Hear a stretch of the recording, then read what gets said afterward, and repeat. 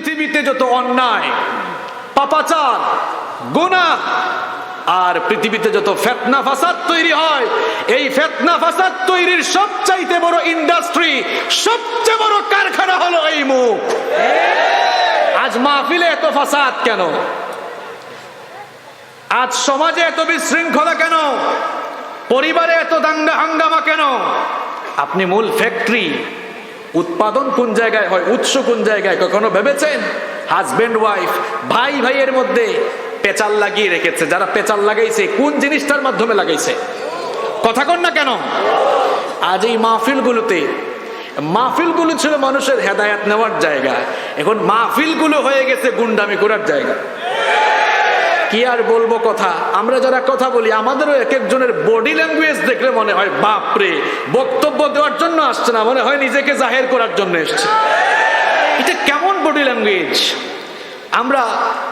আমরা যারা এখন মাহফিলে কথা বলবো, আমরা আমাদের নিজের জবানকেই ঠিক রাখতে পারছি না। আমরা নিজেরাই এখন জবানের অপব্যবহার করছি। এক আলেম আরেক আলেমকে গুতাগুতি করে, এরকম আছে না নাই? কিলাকিলি আর গুতাগুতি করতে করতে আহারে, আমি তো চিন্তায় আছি 2-4 বছর পরে এই দেশের মানুষ যে কি করবে হুজুরদের ঠেলাঠেলি দেখে। নবীজির সময় তো আহলে হাদিস ছিল না, নবীজির সময় হানাফি ছিল না, নবীজির সময় শাফিঈ ছিল না, মালিকি ছিল না, নবীজির সময় ওয়াহাবি ছিল না, সুন্নিও ছিল না।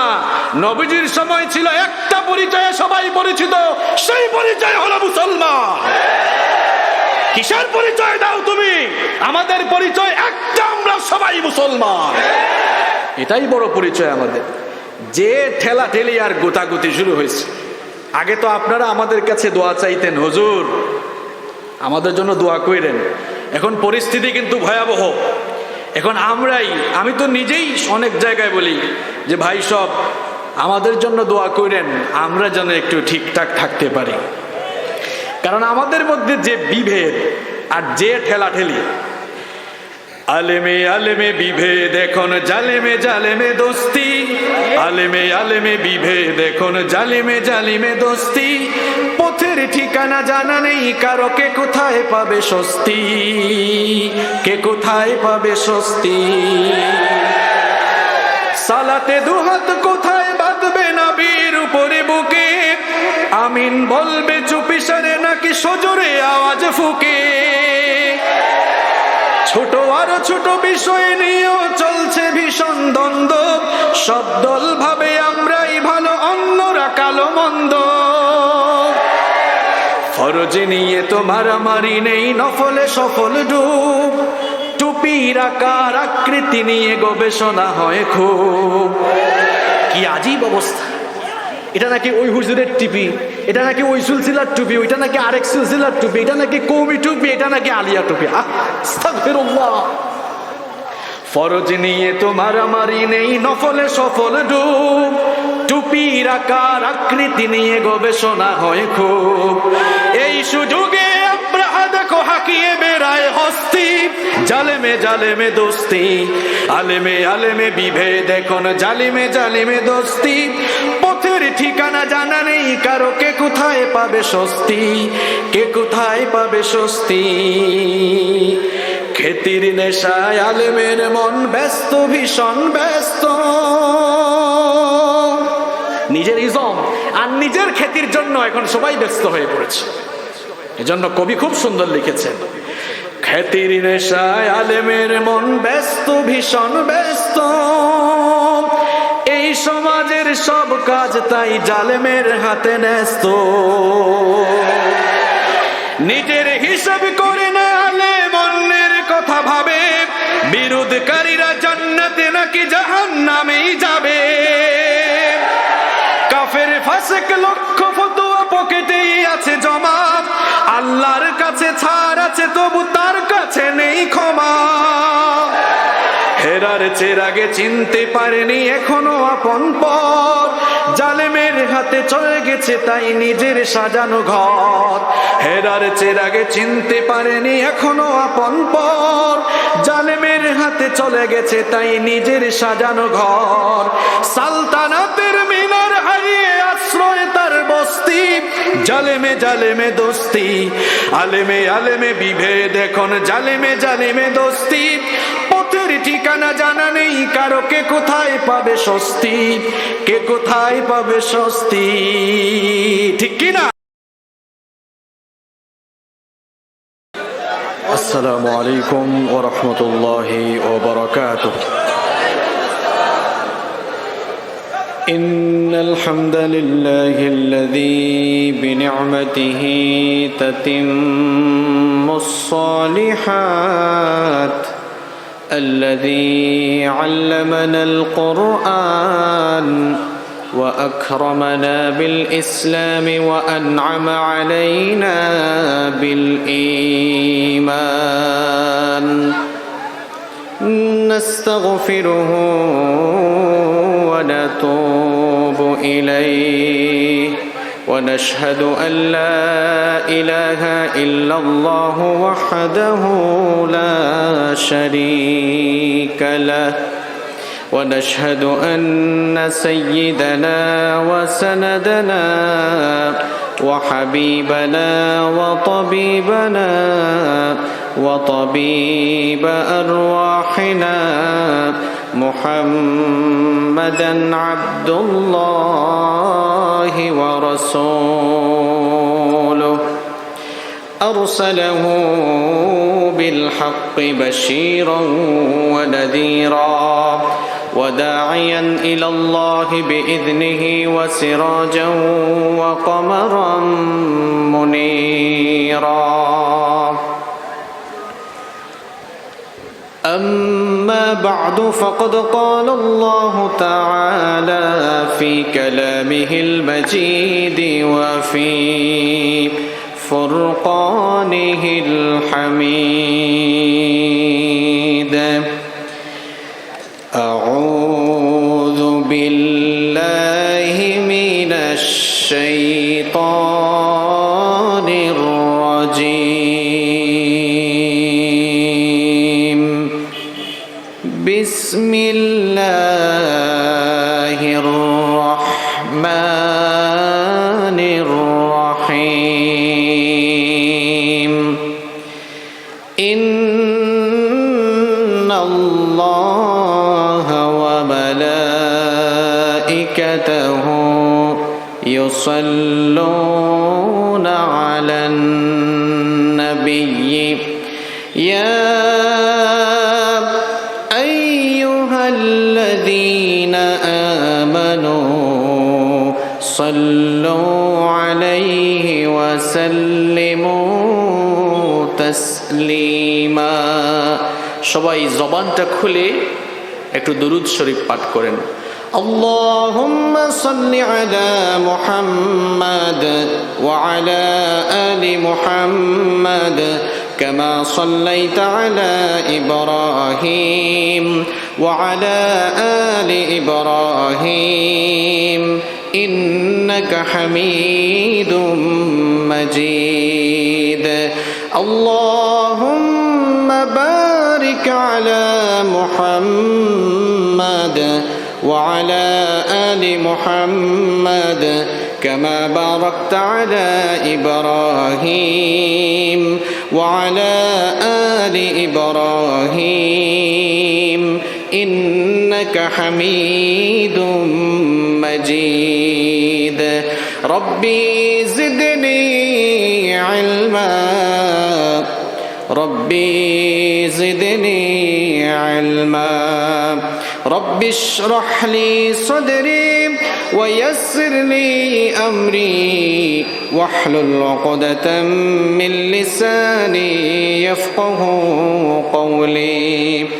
سبحانك لا علم لنا إلا ما علمتنا إنك أنت العليم الحكيم. صدق الله العظيم. যে ফুল যুগ যুগান্তরে খুশবু ছড়ায়, যে ফুল যুগ যুগান্তরে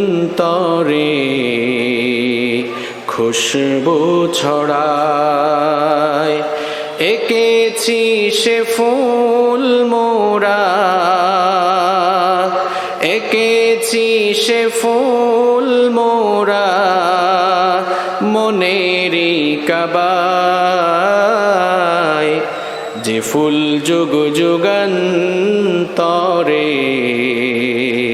খুশবু ছড়ায়, যে ফুল যুগ যুগান্তরে খুশবু ছড়ায়। হাবিবে খুদা তিনি নবী কমলিওয়ালা, তারি ছোঁয়াতে আজো দুনিয়া উজালা। হাবিবে খুদা তিনি নবী কমলিওয়ালা, তারি ছোঁয়াতে আজো দুনিয়া উজালা। তারি বিরহে দু চোখ অশ্রু ঝরায়, যে ফুল যুগ যুগান্তরে খুশবু ছড়ায়, যে ফুল যুগ যুগান্তরে খুশবু ছড়ায়। গাহে গুণগান যার খুদ খুদা তাআলা, কবি ও কবি গাথে শত সুরমালা। গাহে গুণগান যার খুদ খুদা তাআলা, কবি ও কবি গাথে শত সুরমালা। ঝরে সুধাও বিরত কভু না ফুরায়, যে ফুল যুগ যুগান্তরে খুশবু ছড়ায়, যে ফুল যুগ যুগান্তরে খুশবু ছড়ায়। এঁকেছি সে ফুল মোরা, এঁকেছি সে ফুল মোরা মনেরই কাবায়। যে ফুল মানে কোন ফুল? মুহাম্মদ সাল্লাল্লাহু, যে ফুল যুগ যুগান্তরে, আমার নবী চলে গিয়েছেন কিন্তু তার আদর্শের খুশবু আজও যুগ যুগান্তর ধরে পৃথিবীতে ছড়িয়ে যাচ্ছে, ঠিক কিনা? এজন্যই কবি লিখেছেন, যে ফুল যুগ যুগান্তরে খুশবু ছড়ায়। এঁকেছি সে ফুল মোরা, এঁকেছি সে ফুল মোরা মনেরই কাবায়, যে ফুল বলেন, যে ফুল যুগ যুগান্তরে খুশবু ছড়ায়, যে ফুল যুগ যুগান্তরে খুশবু ছড়ায়। মাহফিলে অনেক বড় বড় আলেম স্টেজে বসে আছেন, যাদের ছাত্র হতে পারলে অনেক সৌভাগ্যবান হতাম আমি। সম্মানিত উলামায়ে কেরাম, মাহফিলে অনেক গণ্যমান্য ব্যক্তিবর্গ এসেছেন, বিভিন্ন প্রতিষ্ঠানের শিক্ষকবৃন্দ এসেছেন। আমার সামনে বসে আছেন আমার পিতৃতুল্য মুরব্বী বাবারা, যুগে যুগে আল্লাহর জমিনে আল্লাহর দ্বীনকে প্রতিষ্ঠার জন্য যারা সবচাইতে বেশি অগ্রণী ভূমিকা পালন করেছেন, আমার কলিজার টুকরা প্রিয় যুবক এবং তরুণ ভাইয়েরা, স্কুল, কলেজ, ইউনিভার্সিটি এবং বিভিন্ন মাদ্রাসা পড়ুয়া আমার প্রাণ প্রিয় ছাত্র ভাইয়েরা, ঘরে বসে, মহিলা প্যান্ডেল থেকে এবং পর্দার অন্তরায় থেকে যারা শুনছেন, আমার শ্রদ্ধেয়া সম্মানিতা মা এবং বোনেরা, মাহফিল বাস্তবায়নে সহযোগিতা করেছেন প্রশাসনের প্রিয় ভাইয়েরা, উপস্থিত মিডিয়ার প্রিয় কর্মী ভাইয়েরা, প্রাণ প্রিয় সাতক্ষীরাবাসী, আপনারা সবাই কেমন আছেন? আলহামদুলিল্লাহ, আমি অনেক ভালো আছি, কারণ এই সাতক্ষীরার মানুষকে আমি অনেক ভালোবাসি। ভালোবাসার মানুষদের সামনে আসলে এমনিতেই ভালো লাগাটা আরো বেড়ে যায়। আলহামদুলিল্লাহ, আমাদের সবাইকে ভালো রেখেছেন কে? আমাদেরকে সুস্থতার সাথে বাঁচিয়ে রেখে এই নিয়ামতের জায়গা, বরকতের জায়গা, কোরআনের এই মাহফিলে আমাদেরকে আসার সুযোগ আর তৌফিক দিলেন কে? এজন্য সবটুকুন প্রশংসা আদায় করব কার?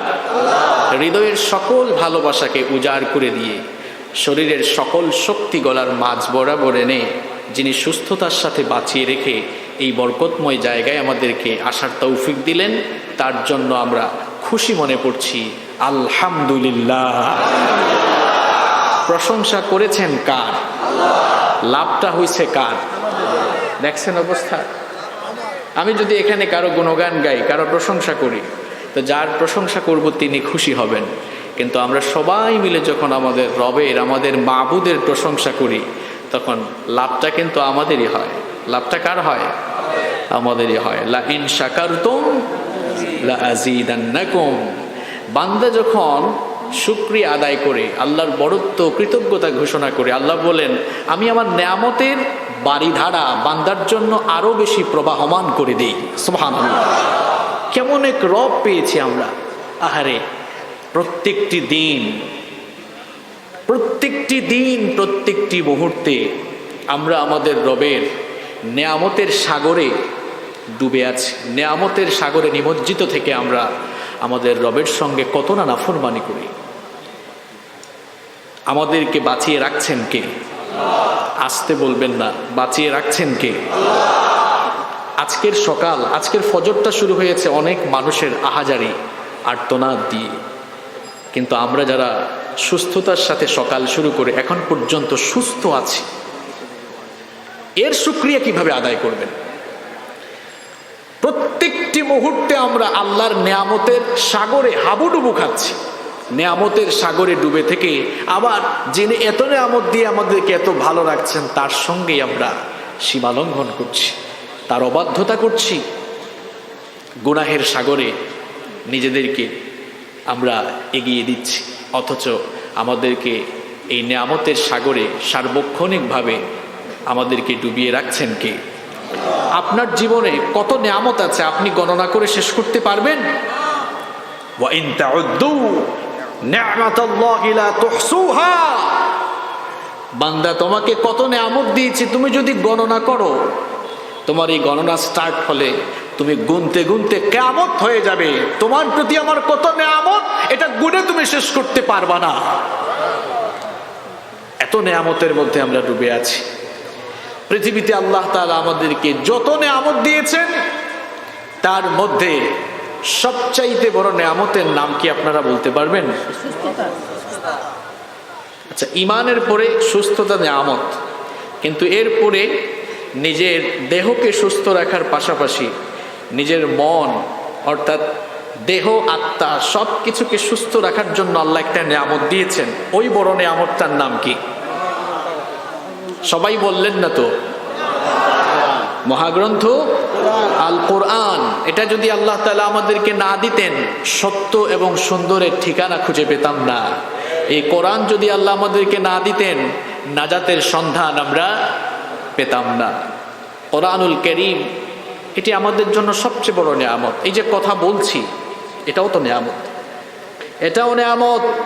পৃথিবীর বহু মানুষ বুবা, কথা বলতে পারে না। সে আপনার দিকে তাকালে আফসোস করে, আহারে আমি যদি তার মতো কথা বলতে পারতাম। আপনি ঠোঁট নাড়ালে, আপনি জিহবা নাড়ালে, আপনার মুখ থেকে বাংলা, ইংলিশ, আরবিক বা অন্যান্য বহু ভাষায় যারা পারদর্শী, তারা বিভিন্ন ভাষায় কথা বলতে পারছেন, তাদের জবান থেকে কথা বের হয়।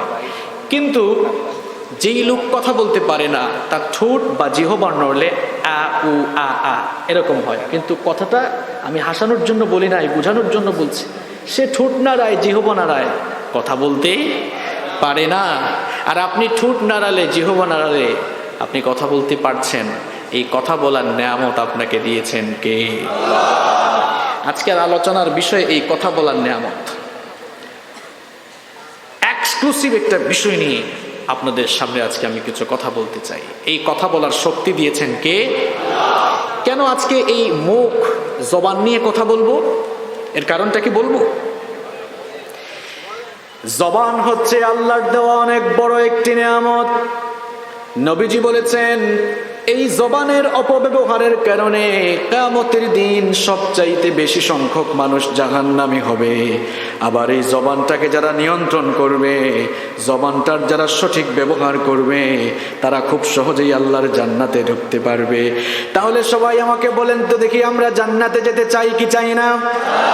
জান্নাতে যদি আমরা যেতে চাই, আল্লাহর নবী কি বলেছেন এবার শুনেন। তিরমিজি শরীফের হাদিস, عن أبي هريرة رضي الله عنه قال سئل رسول الله صلى الله عليه وسلم সৈয়দুল মুহাদ্দিসিন আবু হুরায়রা রাদিয়াল্লাহু আনহু হাদিসটি বর্ণনা করেছেন। তিনি বলেছেন রাসূল করিম সাল্লাল্লাহু আলাইহি ওয়াসাল্লামকে প্রশ্ন করা হলো, মা আকসারু মা ইউদখিলুন নাসান নার, ওগো আল্লাহর নবী, কোন আমলের কারণে, কোন জিনিসটার কারণে মানুষ সবচাইতে বেশি জাহান্নামে ঢুকবে? কিসের কারণে মানুষকে জাহান্নামের দিকে নিয়ে যাওয়া হবে? আল্লাহর নবী তখন জবাব দিলেন, দুটো জিনিসের অপব্যবহারের কারণে মানুষকে উপর করে জাহান্নামের দিকে নিয়ে যাওয়া হবে। সবাই বলেন তো দেখি কয়টা? আরো জোরে বলতে হবে, কয়টা?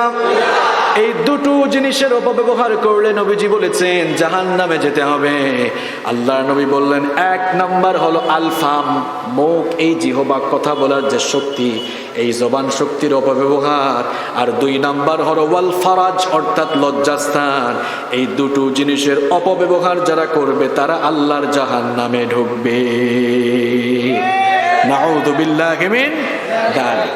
পৃথিবীতে যত অন্যায়, পাপাচার, গুনাহ আর পৃথিবীতে যত ফিতনা ফাসাদ তৈরি হয়, এই ফিতনা ফাসাদ তৈরির সবচাইতে বড় ইন্ডাস্ট্রি, সবচেয়ে বড় কারখানা হলো এই মুখ। আজ মাহফিলে এত ফাসাদ কেন? আজ সমাজে এত বিশৃঙ্খলা কেন? পরিবারে এত দাঙ্গা হাঙ্গামা কেন? আপনি মূল ফ্যাক্টরি, উৎপাদন কোন জায়গায় হয়, উৎস কোন জায়গায়, কখনো ভেবেছেন? হাজবেন্ড ওয়াইফ, ভাই ভাইয়ের মধ্যে পেঁচাল লাগিয়ে রেখেছে। যারা পেঁচাল লাগাইছে কোন জিনিসটার মাধ্যমে লাগাইছে? কথা কন না কেন? আজ এই মাহফিলগুলো ছিল মানুষের হেদায়েত নেওয়ার জায়গা, এখন মাহফিলগুলো হয়ে গেছে গুন্ডামি করার জায়গা। কি আর বলবো কথা। আমরা যারা কথা বলি, আমাদেরও এক একজনের বডি ল্যাঙ্গুয়েজ দেখলে মনে হয় বাপরে, বক্তব্য দেওয়ার জন্য আসছে না, মনে হয় নিজেকে জাহের করার জন্য এসছে। এটা কেমন বডি ল্যাঙ্গুয়েজ? আমরা যারা এখন মাহফিলে কথা বলবো, আমরা আমাদের নিজের জবানকেই ঠিক রাখতে পারছি না। আমরা নিজেরাই এখন জবানের অপব্যবহার করছি। এক আলেম আরেক আলেমকে গুতাগুতি করে, এরকম আছে না নাই? কিলাকিলি আর গুতাগুতি করতে করতে, আহারে আমি তো চিন্তায় আছি 2-4 বছর পরে এই দেশের মানুষ যে কি করবে হুজুরদের ঠেলাঠেলি দেখে। নবীজির সময় তো আহলে হাদিস ছিল না, নবীজির সময় হানাফি ছিল না, নবীজির সময় শাফিঈ ছিল না, মালিকি ছিল না, নবীজির সময় ওয়াহাবি ছিল না, সুন্নিও ছিল না। নবীজির সময় ছিল একটা পরিচয়ে সবাই পরিচিত, সেই পরিচয় হলো মুসলমান। কিসের পরিচয় দাও তুমি? আমাদের পরিচয় একটা, আমরা সবাই মুসলমান। এটাই বড় পরিচয় আমাদের। যে ঠেলা ঠেলি আর গোতাগুতি শুরু হয়েছে। আগে তো আপনারা আমাদের কাছে দোয়া চাইতেন, হুজুর আমাদের জন্য দোয়া কইরেন। এখন পরিস্থিতি কিন্তু ভয়াবহ। এখন আমি তো নিজেই অনেক জায়গায় বলি যে ভাই সব আমাদের জন্য দোয়া কইরেন, আমরা যেন একটু ঠিকঠাক থাকতে পারি। কারণ আমাদের মধ্যে যে বিভেদ আর যে ঠেলাঠেলি, আলেমে আলেমে বিভেদ এখন জালেমে জালেমে দোস্তি, আলেমে আলেমে বিভেদ এখন জালেমে জালিমে দোস্তি। পথের ঠিকানা জানা নেই কারো, কে কোথায় পাবে স্বস্তি, কে কোথায় পাবে স্বস্তি। সালাতে দুহাত কোথায় বাঁধবে নবীর উপরে বুকে, আমিন বলবে চুপিসারে নাকি সজোরে আওয়াজ ফুকে। ছোট আর ছোট বিষয় নিয়েও চলছে ভীষণ দ্বন্দ্ব, সব দল ভাবে আমরাই ভালো, অন্যরা কালো মন্দ। ফরজ নিয়ে তো মারামারি নেই, নফলে সফল ডুব, টুপির আকার আকৃতি নিয়ে গবেষণা হয় খুব। কি আজীব অবস্থা! এটা নাকি ওই হুজুরের টুপি, এটা নাকি ওই সিলসিলার টুপি, ওইটা নাকি আরেক সিলসিলার টুপি, এটা নাকি কওমি টুপি, এটা নাকি আলিয়া টুপি। আস্তাগফিরুল্লাহ। ফরজ নিয়ে তো মারামারি নেই, নফলে সফল ডুব, টুপির আকার আকৃতি নিয়ে গবেষণা হয় খুব। এই সুযোগে আব্রাহা দেখো হাকিয়ে বেড়ায় হস্তি, জালেমে জালেমে দোস্তি, আলেমে আলেমে বিভেদ, এখন জালিমে জালিমে দোস্তি। পথের ঠিকানা জানা নেই কারো, কে কোথায় পাবে স্বস্তি, কে কোথায় পাবে স্বস্তি। খেতির নেশায় আলেমের মন ব্যস্ত, ভীষণ ব্যস্ত, নিজের ইজম আর নিজের খ্যাতির জন্য এখন সবাই ব্যস্ত হয়ে পড়েছে। এজন্য কবি খুব সুন্দর লিখেছেন, খ্যাতির নেশায় আলেমের মন ব্যস্ত, ভীষণ ব্যস্ত, এই সমাজের সব কাজ তাই জালেমের হাতে ন্যস্ত। নিজের হিসাব করে না আলেম অন্যের কথা ভাবে, বিরোধকারীরা জান্নাতে নাকি জাহান্নামেই যাবে। কাফের ফাসিক লক্ষ ফতোয়া পকেটেই আছে জমা, আল্লাহর কাছে ছাড় আছে তবু তার কাছে নেই ক্ষমা। হেরার চেরাগে চিনতে পারেনি এখনো আপন পর, জালেমের হাতে চলে গেছে তাই নিজের সাজানো ঘর। হেরার চেরাগে চিনতে পারেনি এখনো আপন পর, জালেমের হাতে চলে গেছে তাই নিজের সাজানো ঘর। সালতানাতের মিনার হারিয়ে আশ্রয় তার বস্তি, জালেমে জালেমে দোস্তি, আলেমে আলেমে বিভেদ, এখন জালেমে জালেমে দোস্তি। পথের ঠিকানা জানা নেই কারো, কে কোথায় পাবে স্বস্তি, কে কোথায় পাবে স্বস্তি। ঠিক কিনা? এই জবান, এটা খুব গুরুত্বপূর্ণ বিষয়। আল্লাহর নবী বলেছেন এই দুটো জিনিসের অপব্যবহারের কারণে মানুষ জাহান্নামে ঢুকবে। কোন দুইটা জিনিস? এক নম্বর কি বললাম? মুখ। আর দুই নম্বর কি বলেছি? লজ্জাস্থান। আচ্ছা বলেন তো আমাকে, এই পৃথিবীতে যত পাপ বেশি হয়, একেবারে 95% পাপই তো 95-এর চেয়েও বেশি হবে হিসাব করলে এই দুই জিনিসের মাধ্যমেই হয়। যেমন মিথ্যা, মিথ্যা বলার ফ্যাক্টরি উপাদান কোনটা? কথা বলেন না কেন? গীবত করার, চুগলখুরি করার, মানুষকে কটু কথা বলার, কারো বদনাম করার, অপবাদ দেওয়ার, সব তো মুখ দিয়েই হচ্ছে। দেখছেন পাপের উপাদান কোনটা? এই জন্য নবীজি বলেছেন, মুআদ বিন জাবাল রাদিয়াল্লাহু আনহু, নবীজির প্রিয় একজন সাহাবী, মুআদ বিন জাবাল রাদিয়াল্লাহু আনহু একদিন নবীজিকে বললেন, ওগো আল্লাহর নবী, এমন কিছু আমল আমাকে শিখান যা করলে খুব সহজে জান্নাতে যেতে পারবো আর জাহান্নাম থেকে বাঁচতে পারবো। আল্লাহর নবী তাকে ইসলামের 5টি আরকানের কথা বললেন। বলার পরে বললেন, মুআদ শোনো, আমার আরো কিছু বলার আছে। এরপরে নবীজি মুআদ বিন জাবাল রাদিয়াল্লাহু আনহুর এই জিহ্বাটা ধরলেন, জিহ্বাটা টান ধরে বললেন, এটাকে কন্ট্রোল করো, জিহ্বাকে নিয়ন্ত্রণ করো। তখন মুআদ বিন জাবাল রাদিয়াল্লাহু আনহু নবীজিকে প্রশ্ন করলেন, তিরমিজি শরীফের হাদিস, তিনি বললেন, ইয়া নবিয়াল্লাহ, হে আল্লাহর নবী, ওয়া ইন্না লামুআখাযুনা বিমা নাতাকাল্লামু বিহ, আমরা মুখ দিয়ে যা বলি এর জন্য কি আল্লাহ তাআলা আমাকে পাকড়াও করবেন, আমাকে ধরবেন? নবীজি তখন বললেন, মুআদ, তুমি কি জানো না এই জবানের অপব্যবহারের কারণেই কিয়ামতের দিন ওই জবান অপব্যবহারকারী লোকদেরকে ফেরেশতারা উপর করে টেনে জাহান্নামে নিয়ে যাবে। নাউযু বিল্লাহি মিন যালিক। কি মনে করছেন আপনার এই জিহ্বা আছে বলে যে ফডর ফডর করে কথা বলেন আর যা মন চায় তাই বলেন? এই জবানের অপব্যবহারকারীরা এরা কিন্তু আল্লাহর পাকড়াও থেকে বাঁচবে না। এই জবানের অপব্যবহার করলে যেমন জাহান্নামে যাওয়া লাগবে, পক্ষান্তরে যে সকল বান্দারা এই জবানের সঠিক ব্যবহার করবে, এই জবানটাকে যারা নিয়ন্ত্রণ রাখবে, তাদের ব্যাপারে সুসংবাদ দিয়েছেন মুহাম্মদ, সবাই পড়েন সাল্লাল্লাহু আলাইহি ওয়াসাল্লাম। বুখারী শরীফের হাদিস, আল্লাহর নবীর হাদিস, বুখারীর বর্ণনা। আন সাহাল ইবনে সাদ আন রাসূলিল্লাহ সাল্লাল্লাহু আলাইহি ওয়াসাল্লাম, সাহাল বিন সাদ রাদিয়াল্লাহু আনহু নবীজি থেকে এই হাদিসটি বর্ণনা করেছেন। নবীজি বলেছেন, মাইয়াদমানলি মা বাইনা লাহইহি ওয়া মা বাইনা রিজলাইহি আদমানু লাহুল জান্নাহ। আল্লাহর নবী বলেছেন, যে বান্দা, যে লোক দুটো জিনিসের হেফাজত করবে, এক নাম্বার হলো তার দু উরুর মধ্যবর্তী জায়গা অর্থাৎ লজ্জাস্থান, দুই নাম্বার হলো তার দু চোয়ালের মধ্যবর্তী স্থান অর্থাৎ জিহবা। এই মুখ, জিহবা আর লজ্জাস্থানের যারা জিম্মাদারি গ্রহণ করবে, যারা এগুলোর হেফাজত করবে, আল্লাহর নবী বলেছেন আদমানুল লাহুল জান্নাহ, ওই মানুষগুলোর জন্য আমি নবী নিজেই জান্নাতের জিম্মাদার হয়ে যাব। কত বড় সুসংবাদ! আপনি আপনার জিহ্বাটাকে কন্ট্রোল করেন, আপনার জন্য জান্নাতের জিম্মাদারির দায়িত্ব যিনি নিয়েছেন, কোন ফেরেশতা নয়, বড় কোন ইমাম নয়, কোন উলিয়া নয়, স্বয়ং আমার নবী মুহাম্মদ সাল্লাল্লাহু। নবীজি নিজে বলছেন আদমানুল লাহুল জান্নাহ, আমি জান্নাতের জিম্মাদার হব। এজন্য আমাদের মুখ আর লজ্জাস্থানের হেফাজত করতে হবে। আমরা পারবো তো ইনশাআল্লাহ? এবার প্রশ্ন হচ্ছে, মানুষ এই জবানের অপব্যবহার কিভাবে করছে? কষ্ট হচ্ছে আপনাদের? দেখেন তো, প্রত্যেক দিন আমরা জবানের অপব্যবহার কেমনে করছি আমি বাস্তবে আপনাদেরকে দেখাই।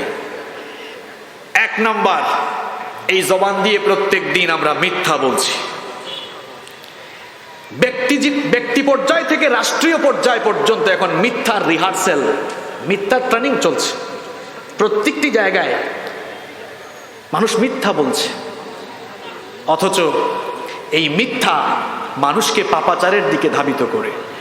আর যে মিথ্যা বলবে সে জবানের হক নষ্ট করবে, কারণ এই জবানের হক হচ্ছে এই জবান দিয়ে মিথ্যা বলা যাবে না। আর মিথ্যা যারা বলবে সে আর ইমানদার থাকে না, সে মুনাফিক হয়ে যায়। কি হয়ে যায়?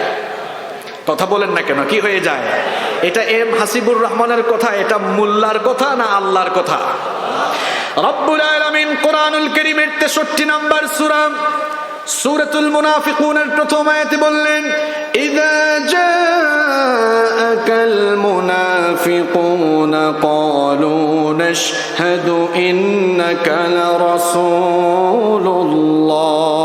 ওয়াল্লাহু ইয়া'লামু ইন্নাকা লারাসূলুহু ওয়াল্লাহু ইয়াশহাদু ইন্নাল মুনাফিকিনা লাকাযিবুন। আল্লাহ তাআলা বলছেন, আমার হাবিব, যখন এই মুনাফিকেরা তোমার কাছে আসে তখন তারা বলে, আমরা সাক্ষ্য দিচ্ছি তুমি আল্লাহর রাসূল। ওগো আমার হাবিব, এই মুনাফিকগুলোকে আপনি জানিয়ে দেন, ওয়াল্লাহু ইয়াশহাদু ইন্নাকা লারাসূলু, আল্লাহ নিজেই সাক্ষ্য দিচ্ছেন আপনি আল্লাহর নবী। আর এই মুনাফিকগুলোকে বলে দেন, ইন্নাল মুনাফিকিনা লাকাযিবুন, মুনাফিকেরা মিথ্যাবাদী হয়, এদের বৈশিষ্ট্য হলো কথায় কথায় মিথ্যা বলা।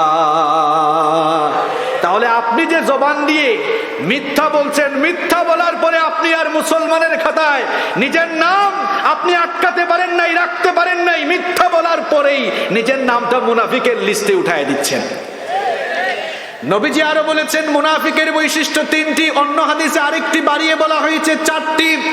তার মধ্যে একটি বৈশিষ্ট্য হলো ইদা হাদ্দাথা কাযাবা, মুনাফিক মার্কা লোকেরা যখন কথা বলে কথায় কথায় মিথ্যা বলে। ঠিক বেঠিক বলিয়েন না, খালি এবার বুঝেন। তাহলে মিথ্যা বলার কারণে ইমানদার থাকা যায় না। আর নাম্বার 2 নম্বর হলো মিথ্যা বলার কারণে জবানের হক নষ্ট হয়, জবানের অপব্যবহার হয়। একটু আগে যে হাদিসটা আমরা পড়লাম, এটা নিয়ে আমি বারবার প্রশ্ন করব, বলেন তো জবানের অপব্যবহারকারীরা, জবানের হক নষ্টকারীদের পরিণতি কোথায়? তাহলে মিথ্যা বললে ক্ষতি কয়টা? আজীব অবস্থা, কথা বলেন না কেন? মিথ্যা বললে ক্ষতি কয়টা? মিথ্যা বললে লস কয়টা? 2টা। 1 নাম্বার লস, ইমানদার থাকে না, মুনাফিক হয়। আর মুনাফিকরা কিন্তু জাহান্নামে যাবে না, জাহান্নামের নিচের তলায় যাবে। ইন্নাল মুনাফিকিনা ফিদ দারকিল আসফালি মিনান নার। তাহলে মিথ্যা বলার 1 নাম্বার ক্ষতি হলো জাহান্নামের নিচতলা। আবু লাহাব আবু জাহালরা উপরের তলায়, আর আপনার কপালে তো খারাপ, মিথ্যা বলে মুনাফিক হইলে আবু লাহাব আবু জাহেলদের নিচের তলায় থাকা লাগবে। 2 নম্বর ক্ষতি হলো মিথ্যা বললে জবানের হক নষ্ট হয়ে যায়, যার পরিণতিও হলো জাহান্নাম। তাহলে জবানের অপব্যবহার থেকে বাঁচতে হলে আমরা কি আজ থেকে মিথ্যার চর্চা করব, নাকি চিরদিনের মতো মিথ্যা বলা বাদ দিব?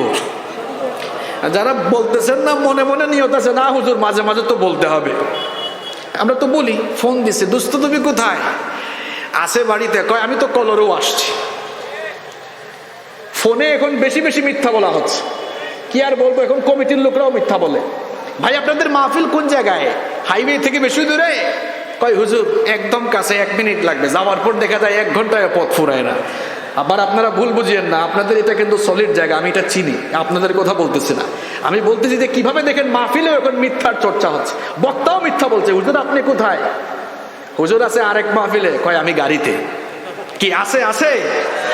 এই যে মিথ্যার চর্চা, মিথ্যার প্র্যাকটিস সব জায়গায় হচ্ছে। এমনকি বাপ ছেলেকে মিথ্যা শিখাচ্ছে। কেমনে শিখাচ্ছে? ঘটনা একটা মনে পড়ে গিয়েছে, বলবো? বাবা ছেলেকে পড়াচ্ছে, বাবারে খাতায় লিখো, তোমার হাতের লেখা খুব খারাপ, লিখো সত্য মানুষকে মুক্তি দেয়, মিথ্যা মানুষকে ধ্বংস করে। খুব সুন্দর কথা না? বাবারে তোমার হাতের লেখা খারাপ, লিখো লিখো। বাবা লিখে দিয়েছে, তারপরে নিজে হাত ধরছে, এবার আমার মতো দেখে লিখো। কিছুক্ষণ পরে হঠাৎ কে জানি দরজায় কলিং বেল দিল। এখন কলিং বেল দেওয়ার পরে ওয়াইফ এসে বলছে অমুক বাড়ির কালাম ভাই আসছে। কয় কি বলো? কালাম ভাই তো আমার কাছে কিছু টাকা পায়। এখন বউকে তো আর দরজা খুলতে পাঠাইতে পারে না, বাসায় কেউ নাই। এবার যেই ছেলেকে এতক্ষণ লিখাইলো সত্য মানুষকে মুক্তি দেয়, মিথ্যা মানুষকে ধ্বংস করে, বললো আব্বু একটু যাও তো, দরজা খুলে বললো আব্বু বাসায় নাই। দেখছেন, একটু আগেই নীতিবাক্য শেখালো, আর এখন নিজের ছেলেকে দিয়ে মিথ্যা বলার প্রশিক্ষণ দিল। এভাবে আমাদের সমাজে মিথ্যার প্র্যাকটিস, আমরা মিথ্যার চর্চা করছি কিনা? মিথ্যা বললে দুটো লস হচ্ছে, আপনার জবানের হক নষ্ট হচ্ছে। 2 নাম্বার, নিজে মুনাফিক হয়ে যাচ্ছেন। মিথ্যা বলবো না আজ থেকে, এই ওয়াদা কি করা যায়? এই ওয়াদা কি করা যায়? কারা কারা রাজি? আল্লাহকে হাত তুলে একটু দেখান। মাশাআল্লাহ, হাতগুলো নামান, আল্লাহ কবুল করেন। পয়েন্টগুলো মনে রাখবেন, যাদের নোট করার সুযোগ আছে নোট করে নিয়ে যান। আমরা এখানে, আমি আপনাদের এই চেয়ারে বসছি, আপনাদের মধ্যে মারামারি লাগাতেও না। উম্মতের ঘরে আগুন লেগেছে, উম্মতের ঘরে আগুন লেগেছে, আমি এসেছি পানি ঢালতে। যদি পানি ঢালতে না পারি, অন্তত কেরোসিন ঢেলে যাব না। আকলমান লোকদেরকে ইশারা দিলেই চলে, আশা করি বুঝতে পেরেছেন। আরে ভাই, হাত নাভিতে বাঁধবেন না বুকে বাঁধবেন? মানুষ তো নামাজই পড়ে না। আপনি আছেন এইটা জায়েজ না ওইটা জায়েজ। মানুষ কুরআনই এখনো ঠিক মতো পড়তে পারছে না। উম্মতের ঘরে আগুন লেগেছে, হয় আগুন নেভানোর জন্য পানি ঢালেন, যদি পানি ঢালতে না পারেন, সেই যোগ্যতা না থাকে, চুপ করে দাঁড়িয়ে থাকেন, কেরোসিন ঢেলে আপনি আরো আগুন লাগাবেন না। কি শুরু করেছেন? আল্লাহ বুঝার তৌফিক দান করেন। সম্মানিত ভাইয়েরা, তাহলে বলছিলাম মিথ্যা আমরা আর বলবো না। মিথ্যা বলবো? আল্লাহ তৌফিক দান করেন। এই জবানের অপব্যবহার কিভাবে আমরা করছি? মিথ্যা বলছি আমরা, অথচ মিথ্যাবাদী। মিথ্যাবাদী দেখেন এরা কত খারাপ। আমি যদি আপনাদেরকে প্রশ্ন করি, বলেন তো কার মুখে দুর্গন্ধ সবচাইতে বেশি? আপনারা বলবেন হুজুর যে দাঁত ব্রাশ করে না, অথবা যার দাঁতে মুখের সমস্যা তার মুখের দুর্গন্ধ বেশি। না, আপনাদের এই কথা বল। তিরমিজি হাদিসে আল্লাহর নবী বলেছেন, মিথ্যাবাদীর মুখের দুর্গন্ধ এত মারাত্মক, মিথ্যাবাদী যখন মিথ্যা কথা বলে তার এই মিথ্যা কথার দুর্গন্ধ এত মারাত্মক। ইদা কাযাবাল আবদ, যখন কেউ মিথ্যা বলে, তাবাআদা আনহুল মালাক মিলান মিন নাতনিন মা জাআ বিহ, আল্লাহর নবী বলেছেন তার মিথ্যা কথার দুর্গন্ধে রহমতের ফেরেশতা 1 মাইল, কোন বর্ণনা এসেছে রহমতের ফেরেশতা মিথ্যা কথার দুর্গন্ধে দৃষ্টিসীমার বাহিরে চলে যায়। নাউযু বিল্লাহি মিন। তাহলে মিথ্যা কথা বলার দুর্গন্ধ এত বেশি যে মিথ্যা বলার দুর্গন্ধে রহমতের ফেরেশতা পর্যন্ত তার কাছ থেকে চলে যায়। তাহলে যার সাথে রহমতের ফেরেশতা থাকে না, তার সাথে সাথী হয় কে? এটাও বলতে পারলেন না, সাথী হয় কে? তাহলে মিথ্যা যারা বলবে তারা কি নবীজির সাথী না শয়তানের সাথী? আমরা শয়তানের সাথী হব নাকি নবীজির আশেক, নবীজির উম্মত হব? নবীজির আশেক, নবীজির উম্মত হতে হলে মিথ্যা বলা ছেড়ে দিতে হবে। আমরা পারবো তো ইনশাআল্লাহ? নাম্বার 2, আসেন এই জবানের অপব্যবহার কিভাবে আমরা করছি দেখেন, এই জবানের অপব্যবহার হয় 2 নাম্বার যে পদ্ধতিতে, এই জবান দিয়ে আমরা খালি গালাগালি করি, গালাগালি করি, যে যেখানে সুযোগ পায় গালাগালি করি। হুজুর দেখলেও গালাগালি, টুপিওয়ালা মোল্লা, হ্যাঁ এই মোল্লা সেই মোল্লা, মৌলবাদী জঙ্গিবাদী, এরকম গালাগালি আছে না নাই? এখন আবার এক হুজুর আরেক হুজুরকে গালি দেয়, এক ভাই আরেক ভাইকে গালি দেয়, একজন আরেকজনকে গালি দিচ্ছে, এক বোন আরেক বোনকে গালি দিচ্ছে।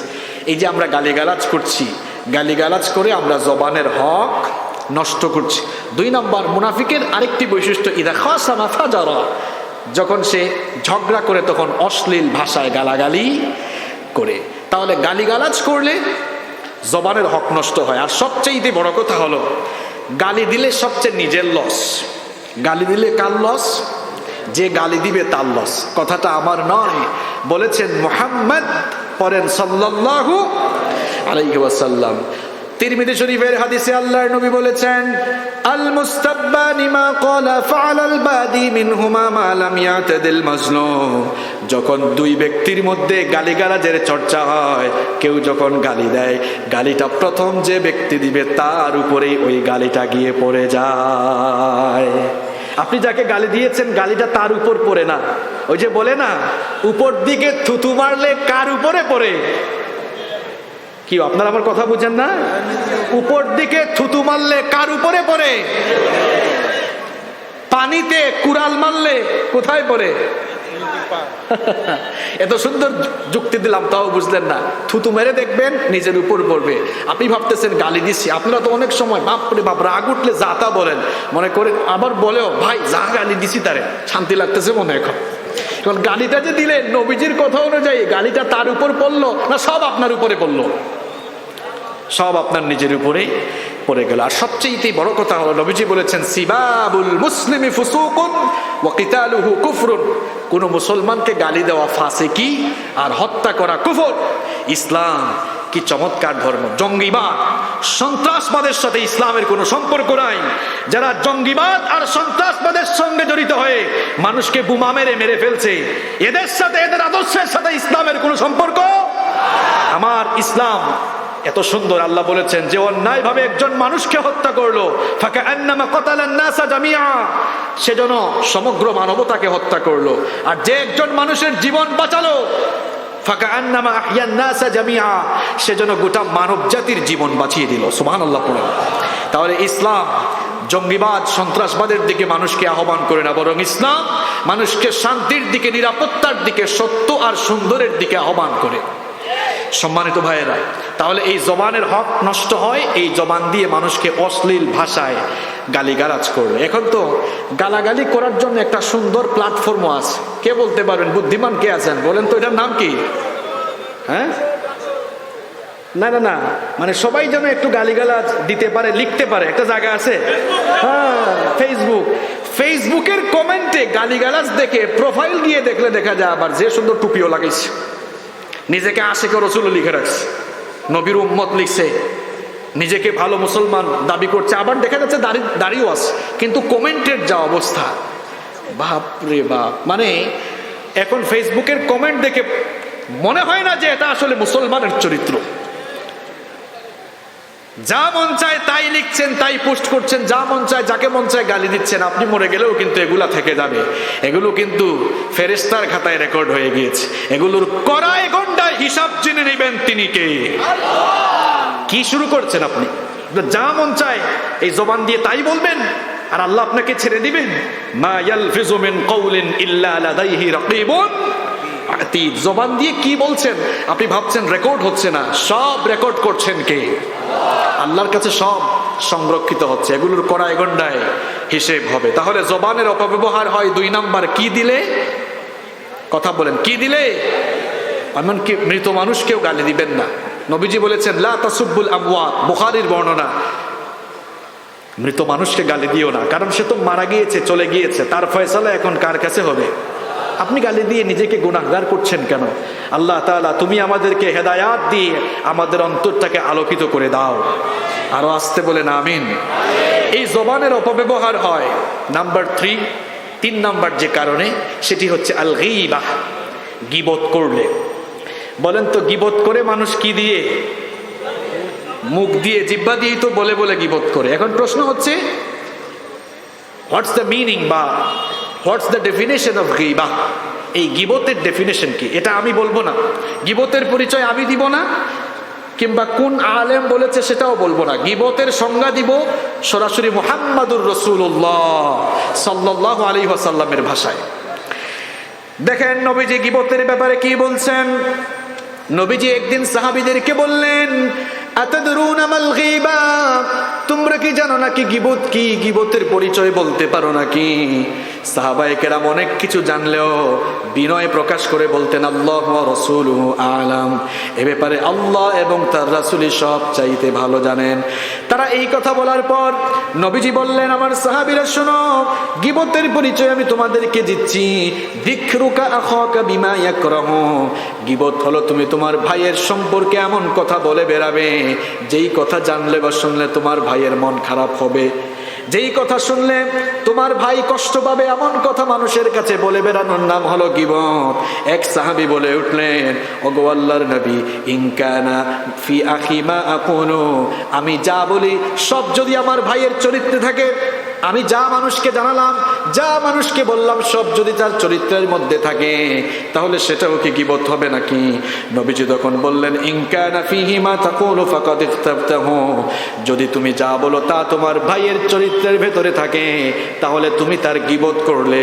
ওয়া ইল্লাম ইয়াকুন ফিহি ফাকাদ বাহাত্তাহু, আর তুমি যা বলেছো তা যদি তার চরিত্রে না থাকে, তাহলে তুমি তাকে অপবাদ দিলে। তাহলে আরেকজনের কথা বলে বেড়ানো। আপনি বলতেছেন, ভাই অমুক মানুষ খুব খারাপ, এটা করছে ওইটা করছে, চুরি করছে, চুরিও করুক, আপনি বলছেন এটা করছে ওইটা করছে। এখন যদি সত্যি বলে থাকেন তাহলে সেটা গীবত হলো, আর যদি তার সম্পর্কে মানুষকে মিথ্যা বলে বেড়ান তাহলে অপবাদ হলো। এখন বলেন তো, গীবত আর অপবাদ দুইটাই ভালো কাজ নাকি গুনাহের কাজ? তাহলে ছিদ্রান্বেষণ, আমার সমাজে আমার দেশে ছিদ্রান্বেষণ বেশি না কম? ছিদ্রান্বেষণ মানে বুঝেন, একটু সহজ বাংলায় বলি, কোনো জায়গা ঠিকঠাক আছে, গিয়ে হঠাৎ করে একদম ছিদ্র করে দিছে। এখন আমরা ছিদ্রান্বেষণে অভ্যস্ত হয়ে গিয়েছি। আমরা খালি মানুষের দোষ ত্রুটি তালাশ করি, কে কি করলো এটা দেখি, নিজের হিসাব আমরা করি না। নিজের হিসাব করেন, আত্মসমালোচনা করেন। মানুষকে নিয়ে সমালোচনার আগে নিজের চরকায় তেল দেন আগে। নিজেকে নিয়ে একটু ভাবেন, আয়নার সামনে নিজের চেহারা দেখেন, নিজের চরিত্র আগে ঠিক করেন। গীবত এটি এত মারাত্মক গুনাহ, নবীজি বলেছেন, আল গীবাতু আশাদ্দু মিনাজ জিনা, গীবত জিনার চাইতেও মারাত্মক। পরিচিত হাদিস, পরিচিত কথা জানেন। আমি যেটা বলতে চাই, গীবত জিনার চাইতে মারাত্মক হলো কেমনে? কেমনে মারাত্মক হলো? এক সাহাবী বললেন, নবীজিকে প্রশ্নই করে বসলেন যে, ইয়া রাসূলুল্লাহ, বলেন সাল্লাল্লাহু আলাইহি ওয়াসাল্লাম, লিমাযা, এটা কিভাবে হলো? গীবত জিনার চাইতে মারাত্মক হলো কেমনে? নবীজি তখন বললেন, লিআন্না আর-রাজুলা ইয়াজনি ফায়াতুবু ইলাল্লাহ ফায়াতুবুল্লাহু আলাইহি, যখন আল্লাহর কোনো বান্দা গীবত করে, যখন আল্লাহর কোনো বান্দা জেনা করে, জেনা করার পর আল্লাহর কাছে তাওবা করলে, এটা কার হকের সাথে সংশ্লিষ্ট? আল্লাহ। আল্লাহ চাইলে মাফ করে দিতে পারেন, কিন্তু ওয়াল গীবাতু লা তুগফার হাত্তা ইয়াগফিরহা সাহিবুহা, কিন্তু যখন কেউ গীবত করে, যার নামে গীবত করেছে, সে যদি তাকে মাফ না করে, আল্লাহ তাকে মাফ করবেন না। কারণ এটা আল্লাহর হক না বান্দার হক? আপনি গীবত করে বান্দার হক নষ্ট করেছেন। বান্দার হক এটা খুব সেনসিটিভ বিষয়। বান্দার হক নষ্ট করে কেউ যদি ওই বান্দার কাছে ক্ষমা না আছে, কাবা শরীফের ইমামের কাছেও গিয়ে তাওবা করে, আল্লাহ তার তাওবা ততক্ষণ কবুল করবেন না যতক্ষণ না ওই বান্দা তাকে মাফ করে। আপনি যে একটু সুযোগ পাইয়াই মানুষের ঘর বাড়ি দখল করেছেন, ঘর বাড়ি থেকে বের করে দিয়েছেন, মানুষের উপরে জুলুম নিপীড়ন চালিয়েছেন, একটু ঈমান এনেছে, ঈমানের কথা বলেছে বলে আপনি ঐক্যবদ্ধ ষড়যন্ত্রের মাধ্যমে ঘরে থাকতে দেন না। হক নষ্ট করার কারণে পাই পাই করে আল্লাহর কাছে হিসাব দেওয়া লাগবে, কারণ এটা আল্লাহর হক নয়, বান্দার হক। ঠিক কি না? বান্দার হক খুব সেনসিটিভ জায়গা। কি মনে করছেন যা করার করছি, হস্তস করে সব একেবারে সব গুনাহ মাফ করা ক্লিয়ার, একদম অল ক্লিয়ার হয়ে সোজা চলে যাবো, এত সোজা? বান্দার হক খুব সেনসিটিভ বিষয়, খুব সেনসিটিভ বিষয়। আল্লাহ আমাদেরকে হেদায়েত দান করুন। তাহলে প্রিয় ভাইয়েরা, এই জবানের অপব্যবহার মানুষ করছে গীবত করে করে। নাম্বার 4, 4 নাম্বার হচ্ছে এই জবান দিয়ে মানুষ দ্বিমুখী কথা বলে। দ্বিমুখী স্বভাবের মানুষ চিনেন তো আপনারা? এই জবান মানুষ কিভাবে নষ্ট করছে দেখেন। মাহফিলে এসে বলে আমরা আপনাদের সঙ্গে আছি, মাহফিল থেকে নেমে যাওয়ার পরে মাহফিলটা নষ্ট করার জন্য ষড়যন্ত্র করে, মাহফিল বন্ধের জন্য কাজ করে। তাহলে এটা এক মুখা নাকি দুই মুখা মানুষ? এটা দ্বিমুখী স্বভাবের মানুষ, দুই স্বভাবের। এক এক জায়গায় এক এক কথা বলে। ইমানদারদের সামনে আসলে বলে আমরা তোমাদের সাথে আছি, আবার বেঈমানদের সাথে গেলে বলে আমরা তোমাদের সাথেও আছি। যেই দিকে বৃষ্টি ওই দিকেই ছাতা ধরে। এটা ইমানদার না মুনাফেক? এটা ইমানদার না মুনাফেক? তাহলে এইভাবে এক জবানে দুই কথা যারা বলে, এরাও তাদের, এই সকল লোকেরাও তারা তাদের জবানের হক নষ্ট করছে। নাম্বার 5, কষ্ট হচ্ছে আপনাদের? কয়েক মিনিট থাকা যাবে তো? দেখেন জবান কি, কোন বিষয় নিয়ে ওয়াজ করবো আগে নিজের জবান ঠিক করেন মি আগে। এই জবান দিয়ে কত কি করছেন আপনি দেখেন। ওয়াজ তো বহু হলো, আগে নিজের এই জিহ্বা মুখটা ঠিক করেন। এই মুখকে তো আপনি লাগামহীন করে ফেলেছেন, যা মন চায় তাই বলেন। কি শুরু করেছেন আপনি? কি হচ্ছে এই জবান দিয়ে দেখেন। নাম্বার 5, এই জবান দিয়ে মানুষ চুগলখুরি করছে। আপনার কথা উনার কাছে লাগাইছে, উনার কথা আপনার কাছে লাগাইছে। বলেন তো, কাঠ সংগ্রহ করে এরপরে আগুন জ্বালালে আগুন ধরে না আগুন নিভে? বাংলা কথা বুঝেন না? কাঠ সংগ্রহ করে আগুন ধরায় দিলে আগুন জ্বলবে না আগুন নিভবে? এই জন্য কোরআনুল কারীমে একজন মহিলাকে নিন্দা করে কাঠ বহনকারিণী বলা হয়েছে। সেই মহিলার নাম কি, কে বলতে পারবেন? মাশাআল্লাহ, আবু লাহাবের স্ত্রী উম্মু জামিল বলা হয়েছে হাম্মালাতাল। এটার অর্থ কি? আল্লাহ আবু লাহাবের স্ত্রীর পরিচয় দিচ্ছেন, সে হলো হাম্মালাতাল হাতাব, সে কাঠ বহনকারিণী। কারণ সে চুগলখুর ছিল, এই জন্য একটু রূপক ভাবে বলা হয়েছে লাতাল হাতাব। মুফাসসিরগণ এটার দুটো ব্যাখ্যা করেছেন, দুটো ব্যাখ্যা। কেউ কেউ বলেছেন যে সে কাঁটা সংগ্রহ করতো, রাতের বেলা কাঁটা সংগ্রহ করে এনে নবীজির ঘরের সামনে আনতো, এনে রেখে দিত, আর এজন্য তাকে বলা হয়েছে হাম্মালাতাল হাতাব। আর কোন কোন মুফাসসির এই হাম্মালাতাল হাতাবের ব্যাখ্যা করেছেন যে কাঠ সংগ্রহ করে আগুন জ্বালালে যেমন আগুন ধরে, এই মহিলা ঠিক তেমনি ভাবে একজনের কথা আরেকজনের কাছে লাগাইয়া মানুষে মানুষে সম্পর্কের আগুন ধরাই দিত, ফাটল ধরাই দিত। এই জন্য একটু রূপক ভাবে বলা হয়েছে হাম্মালাতাল হাতাব। তাহলে এই চুগলখুর যারা, এদের ব্যাপারে নবীজি বলেছেন লা ইয়াদখুলুল জান্নাতা নাম্মাম, চুগলখুর কখনো জান্নাতে ঢুকবে না। অবশ্য থানা ঘাটা সাতক্ষীরায় কোনো চুগলখুর নাই, আমি বলি নাই, আপনারা বলছেন, আমার কোনো দোষ নাই। তাহলে আমরা নিজেকে চুগলখুরি যুক্ত করব না চুগলখুর মুক্ত হব? যারা বললেন না তারা কি করবেন? আমরা কি চুগলখুর মুক্ত না চুগলখুর যুক্ত হব? আল্লাহ আমাদেরকে কবুল করো। কষ্ট হচ্ছে না তো আপনাদের? কষ্ট হলে হবে কেমনে? লাইনে তুলছি মাত্র, এখানে না আসল কথাগুলো বলবো, সুযোগ দিবেন তো ইনশাআল্লাহ। দেখেন এই জবান কিভাবে নষ্ট হচ্ছে, এই জবানের অপব্যবহার কিভাবে হচ্ছে। নাম্বার 6 নাম্বার হচ্ছে এই জবান দিয়ে কটু কথা, কঠিন কঠিন কথা বলে মানুষের হৃদয় আমরা ভেঙে দিচ্ছি। এখন তো আমরা হুজুররাই এমন কঠিন কঠিন কথা বলি, আহারে, যাকে মন চায় তাকে কাফের বানায় দিই, ফাসেক বানায় দিই। কি অবস্থা! কাফের আর ফাসেক বানায়, মুসলমান আর বানাইতে পারে না। মুসলমান বানানোর কাজ করেন। ওই যে বললাম, উম্মতের ঘরে আগুন লেগেছে, কেরোসিন ঢালবেন না, পারলে পানি ঢালেন, নইলে চুপ করে বসে থাকেন। কটু কথা বলা যাবে না। এই জিহ্বা দিয়ে কটু কথা বলে মানুষের মনে আঘাত দিয়েন না। কেন? দেহের ঘা শুকিয়ে যায় কিন্তু মনের ঘা, জন্য মানুষের মনে কষ্ট দিয়েন না। নবীজি বলেছেন আল মুসলিমু মান সালিমাল মুসলিমুনা মিন লিসানিহি ওয়া ইয়াদিহি। বুখারী এবং মুসলিম শরীফের হাদিস, অনেক পরিচিত হাদিস। নবীজি বলেছেন সেই ব্যক্তি হলো মুসলমান যার জিহবা এবং হাতের অনিষ্ট থেকে অন্য মুসলমান নিরাপদ থাকে। আপনার হাত আর মুখের কষ্ট থেকে যদি অন্য মুসলমান হেফাজত থাকে, নবীজি বলছেন এটাই হলো মুসলিম, এটাই হলো মুসলিম। একবার কিছু সংখ্যক সাহাবীরা নবীজিকে বললেন, হাদিসটি মুসনাদে আহমদের ভেতরে বর্ণিত হয়েছে, এক মহিলা মারা গেল। ওই মহিলা মারা যাওয়ার পর কয়েকজন সাহাবী বললেন, ইয়া রাসূলুল্লাহ, পড়েন সাল্লাল্লাহু আলাইহি ওয়াসাল্লাম।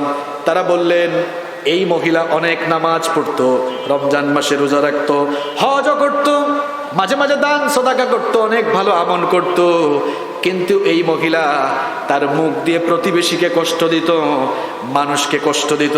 নবীজি তখন বললেন, হিয়া ফিন্নার, সে যতই নামাজ রোজা হজ যাকাত আর যত ভালো আমলই করুক না কেন, তার মুখ দিয়ে মানুষকে কষ্ট দেওয়ার কারণে সে জাহান্নামে যাবে। নাউযু বিল্লাহি মিন। এরপরে আরেক মহিলা মারা গেল। এটা কিচ্ছা শোনাচ্ছি নাকি আপনাদেরকে? মুসনাদে আহমদের হাদিস। এই হাদিস গ্রন্থ লিখেছেন কে? ইমাম আহমদ বিন হাম্বল রাহিমাহুল্লাহ। 40,000 হাদিসের সংকলন করেছেন। আল্লাহু আকবার! কত বড় হাদিসের ইমাম ছিলেন তিনি। ইমাম আবু হানিফা, ইমাম বুখারী, ইমাম মুসলিম, এই যে ওনাদের নামের আগে আমরা ইমাম বলি, কি আপনাদের মসজিদের ইমাম সাহেবের মতো ইমাম নাকি ওনারা? কি মনে করেছেন আপনারা? কত বড় ইমাম! নবীজি বসে আছেন। কিছু সাহাবীরা বললেন, ওগো আল্লাহর নবী, আরেক মহিলা মারা গিয়েছে, খুব একটা নামাজ রোজা করতে পারে নাই, খুব একটা ভালো আমল করতে পারে নাই, কিন্তু তার মুখের ভাষা সুন্দর ছিল, তার মুখ দিয়ে মানুষকে কখনো কষ্ট দেয় নাই, আত্মীয় স্বজন প্রতিবেশীকে কষ্ট দেয় নাই। আল্লাহর নবী তখন বললেন, নামাজ রোজা অল্প করলেও তার মুখের হেফাজতের কারণে হিয়াফিল জান্নাহ, সে আল্লাহর জান্নাতে চলে যাবে। তাহলে জবানের হেফাজত করতে পারবো তো আমরা? আরো আসতে বলেন ইনশাআল্লাহ। এই জন্য নবীজি বলেছেন, বুখারীর বর্ণনা, মুসলিমের বর্ণনা, মান কানা ইউমিনু বিল্লাহি ওয়াল ইয়াউমিল আখির ফালইয়াকুল খায়রান আও লিয়াসমুত। নবীজি বলেছেন, তোমাদের মধ্যে যারা আল্লাহ আর আখিরাতের প্রতি ঈমান এনেছে, হয় সে উত্তম কথা বলবে, নইলে চুপ থাকবে। এই জবান দিয়ে হয় ভালো কথা বলেন, ভালো কথা বলতে না পারলে চুপ চুপ চুপ চুপ থাকেন, না হয় ভালো কথা বলেন। এটা বলেছেন মুহাম্মদ সাল্লাল্লাহু, একটু সাল্লাল্লাহু আলাইহি ওয়াসাল্লাম জবান থেকে বের হয় না। এক ভয়ঙ্কর সতর্কবার্তা দিলেন নবীজি। নবীজি বললেন, আমার নাম শোনার পরে যে আমার উপর দুরুদ হিসাবে সাল্লাল্লাহু আলাইহি ওয়াসাল্লাম বলল না, সাল্লাল্লাহু আলাইহি ওয়াসাল্লাম এটা দুরুদ। এটা অর্থ কি? নবীজির উপরে দুরুদ বর্ষিত হোক, শান্তি বর্ষিত হোক। নবীজি বলছেন, যে আমার নাম শুনে দুরুদ পড়লো না, সেজন্য তার ঠিকানা জাহান্নামে করে নেই। আমরা কি জাহান্নাম থেকে বাঁচতে চাই কি চাই না? তাহলে নবীর নাম শুনলেই বলবো সাল্লাল্লাহু আলাইহি ওয়াসাল্লাম। তাহলে জবানের অপব্যবহার হচ্ছে এই জবান দিয়ে কষ্টদায়ক কথা বলে মানুষকে কষ্ট দেওয়ার কারণে। ঘুম পাচ্ছে আপনাদের? 10-15 মিনিট থাকা যাবে তো আরো। নাম্বার 7, এই জবানের হক আমরা কিভাবে নষ্ট করছি দেখেন। জবান দিয়ে যাচাই বাছাই না করেই কথা বলে ফেলি আমরা। অনেক সময় শোনা কথা বলে বেড়ায়, এরকম মানুষ সাতক্ষীরায় নাই। কথা সত্য না মিথ্যা যাচাই বাছাই করলো না, এরকম শোনা কথা কানে নিয়ে বলে বেড়ায়, এরকম আছে তো। নবীজি বলেছেন, কাফা বিল মারই কাদিবান আন ইউহাদ্দিসা বিকুল্লি মা সামিআ। একজন মানুষ মিথ্যাবাদী হওয়ার জন্য এতটুকুই যথেষ্ট যে সে যা শুনলো তা সে যাচাই না করেই মানুষকে বলে বেড়ালো। এমনটা যারাই করবে সে মিথ্যাবাদী হওয়ার জন্য যথেষ্ট হয়ে যাবে। এই জন্য কোনো কথা শুনলেই এই জবান ব্যবহার করে সেটা বলে বেড়ানো যাবে না। আল্লাহ তাআলা নিষেধ করেছেন। কোরআনুল কারীমের 49 নম্বর সূরা সূরাতুল হুজুরাতের 6 নম্বর আয়াতে রব্বুল আলামিন বলেছেন, ইয়া আইয়ুহাল্লাযীনা আমানু ইন জাআকুম ফাসিকুম বিনাবাইন ফাতাবায়ানু আন তুসিবু কওমান বিজাহালাতিন ফাতুসবিহু আলা মা ফাআলতুম নাদিমিন। আল্লাহ তাআলা বলছেন, হে ঈমানদারেরা, হে বিশ্বাসীরা, তোমাদের কাছে যখন কেউ কোনো সংবাদ নিয়ে আসবে, কোনো ফাসিক যদি কোনো খবর বলে, কোনো সংবাদ বলে, কোনো কথা বলে, ফাতাবায়ানু, তাহলে যাচাই বাছাই করে নাও। যাচাই বাছাই না করে শোনা কথা কানে নিয়ে যদি সাথে সাথে কথা বলা শুরু করে দাও, সিদ্ধান্ত নাও, তাহলে সমস্যা ঘটার সম্ভাবনা আছে না নাই? কেমনে সমস্যা ঘটেছিল শুনেন। এই আয়াত নাজিলের একটি ব্যাকগ্রাউন্ড, সাবাবুন নুজুল রয়েছে। কোন প্রেক্ষাপটকে কেন্দ্র করে এই আয়াত নাজিল হয়েছিল এবার শুনেন। উম্মুল মুমিনিন জুরাইরিয়া রাদিয়াল্লাহু আনহার পিতা হারিস বিন দিরার নবীজির খেদমতে গেলেন। নবীজির খেদমতে যাওয়ার পরে তিনি ঈমান আনলেন।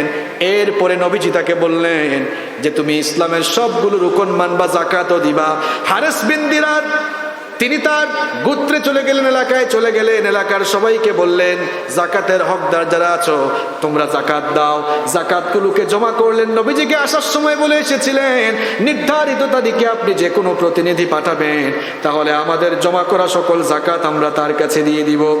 হারিস বিন দিরার তাকে নবীজি একটি তারিখ জানালেন যে ওই তারিখে আমি আমার প্রতিনিধি পাঠাবো, তার কাছে জাকাতের সকল অর্থ তুমি জমা দিবে। দেখা গেল জাকাতের অর্থ জমা করে ওই নির্ধারিত তারিখে অপেক্ষা করলেন, কিন্তু কোনো প্রতিনিধি তার কাছে গেল না। কয়েকদিন হয়ে গেল কোনো প্রতিনিধি না যাওয়ার কারণে সবার সঙ্গে তিনি পরামর্শ করলেন, মনে হয় নবীজি কোনো প্রতিনিধি পাঠাতে ভুলে গিয়েছেন, সুতরাং আমাদের উচিত হলো আমাদের মধ্য থেকে কেউ এই জাকাতের অর্থগুলো নিয়ে যাওয়া। সবাই হারিস বিন দিরারকে বলল আপনি তাহলে নিয়ে যান। আর ওইদিকে নবীজি কিন্তু সময় মতো একজন প্রতিনিধি পাঠিয়েছিলেন, ওয়ালিদ বিন উকবা রাদিয়াল্লাহু আনহুকে তিনি পাঠিয়েছিলেন। ওয়ালিদ বিন উকবা রাদিয়াল্লাহু আনহু মাঝপথে এসে তিনি মনে করলেন জাহেলি যুগে তো এই বংশের সাথে আমার শত্রুতা ছিল, এখন এত কাছে তারা আমাকে পাওয়ার পরে যদি হত্যা করে ফেলে তাহলে আমার উচিত হবে সেখানে না যাওয়া। তিনি না গিয়ে ফেরত আসলেন। ফেরত আসার পরে নবীজিকে তিনি বললেন আমি গিয়েছিলাম, তারা আমাকে হত্যা করতে চেয়েছিল, জাকাত দিতে অস্বীকৃতি জানিয়েছে, এই জন্য আমি চলে এসেছি। এই কথা শুনে নবীজি খালিদ বিন ওয়ালিদের নেতৃত্বে যুদ্ধের জন্য একটি সামরিক বাহিনী পাঠালেন। সামরিক বাহিনী যখন পাঠালেন মাঝপথে হারিস বিন দিরারের সাথে সাক্ষাৎ হলো। হারিস বিন দিরার তখন বললেন কি ব্যাপার, তোমরা কার কাছে যাচ্ছ, কাদের সাথে যুদ্ধ করতে যাচ্ছ? খালিদ বিন ওয়ালিদ রাদিয়াল্লাহু আনহু বললেন তোমাদের সঙ্গেই তো যুদ্ধের জন্য যাচ্ছি, কারণ নবীজি যাকে প্রতিনিধি হিসেবে পাঠিয়েছিলেন তার কাছে জাকাতের অর্থ দাও নাই, তাকে তোমরা হত্যা করতে চেয়েছিলে। হারিস তখন বললেন আমাকে নবীজির কাছে নিয়ে যাও, যুদ্ধ করবা পরে আগে আমার জবান থেকে সত্য কথাটা নবীজির জানা দরকার। নবীজি হারিসকে পেয়ে বললেন কি ব্যাপার, কেন জাকাতের অর্থ পাঠালে না, আর আমার পাঠানো সেই প্রতিনিধিকে কেন হত্যা করতে চাইনে? হারিস বিন দিরার তখন বললেন আল্লাহর কসম করে বলছি আপনার ওই প্রতিনিধি আমাদের কাছে যায় নাই, না যাওয়ার কারণে অপেক্ষা করতে করতে আমি নিজেই জাকাতের অর্থ নিয়ে রওনা হয়েছিলাম। মাঝপথে খালিদ বিন ওয়ালিদের সাথে দেখা হলো। আল্লাহ তাআলা তখন নবীজিকে কেন্দ্র করে এই আয়াত নাজিল করে জানালেন অগনবী কখনো কেউ কিছু বললেই শুনে সিদ্ধান্ত নিয়েন না, বরং শোনা কথা কানে না নিয়ে যাচাই বাছাই করে সিদ্ধান্ত নেওয়া লাগবে। কথাটা কার? আপনাদের অবস্থা কি? আপনাদের ঘর ভেঙে যাচ্ছে, জামাই বউ হাজবেন্ড ওয়াইফের ঝগড়া।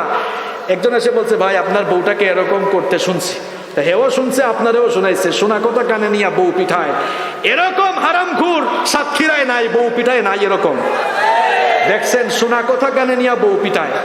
আবার আরেক ভাবি বলতেছে ভাবি গো আপনার জামাই সম্পর্কে এমন শুনছি, ওই শোনা কথা সেও শুনে, এরপরে জামাইয়ের সঙ্গে রাতের বেলা ঝগড়া। এরকম মহিলা সাতক্ষীরায় নাই।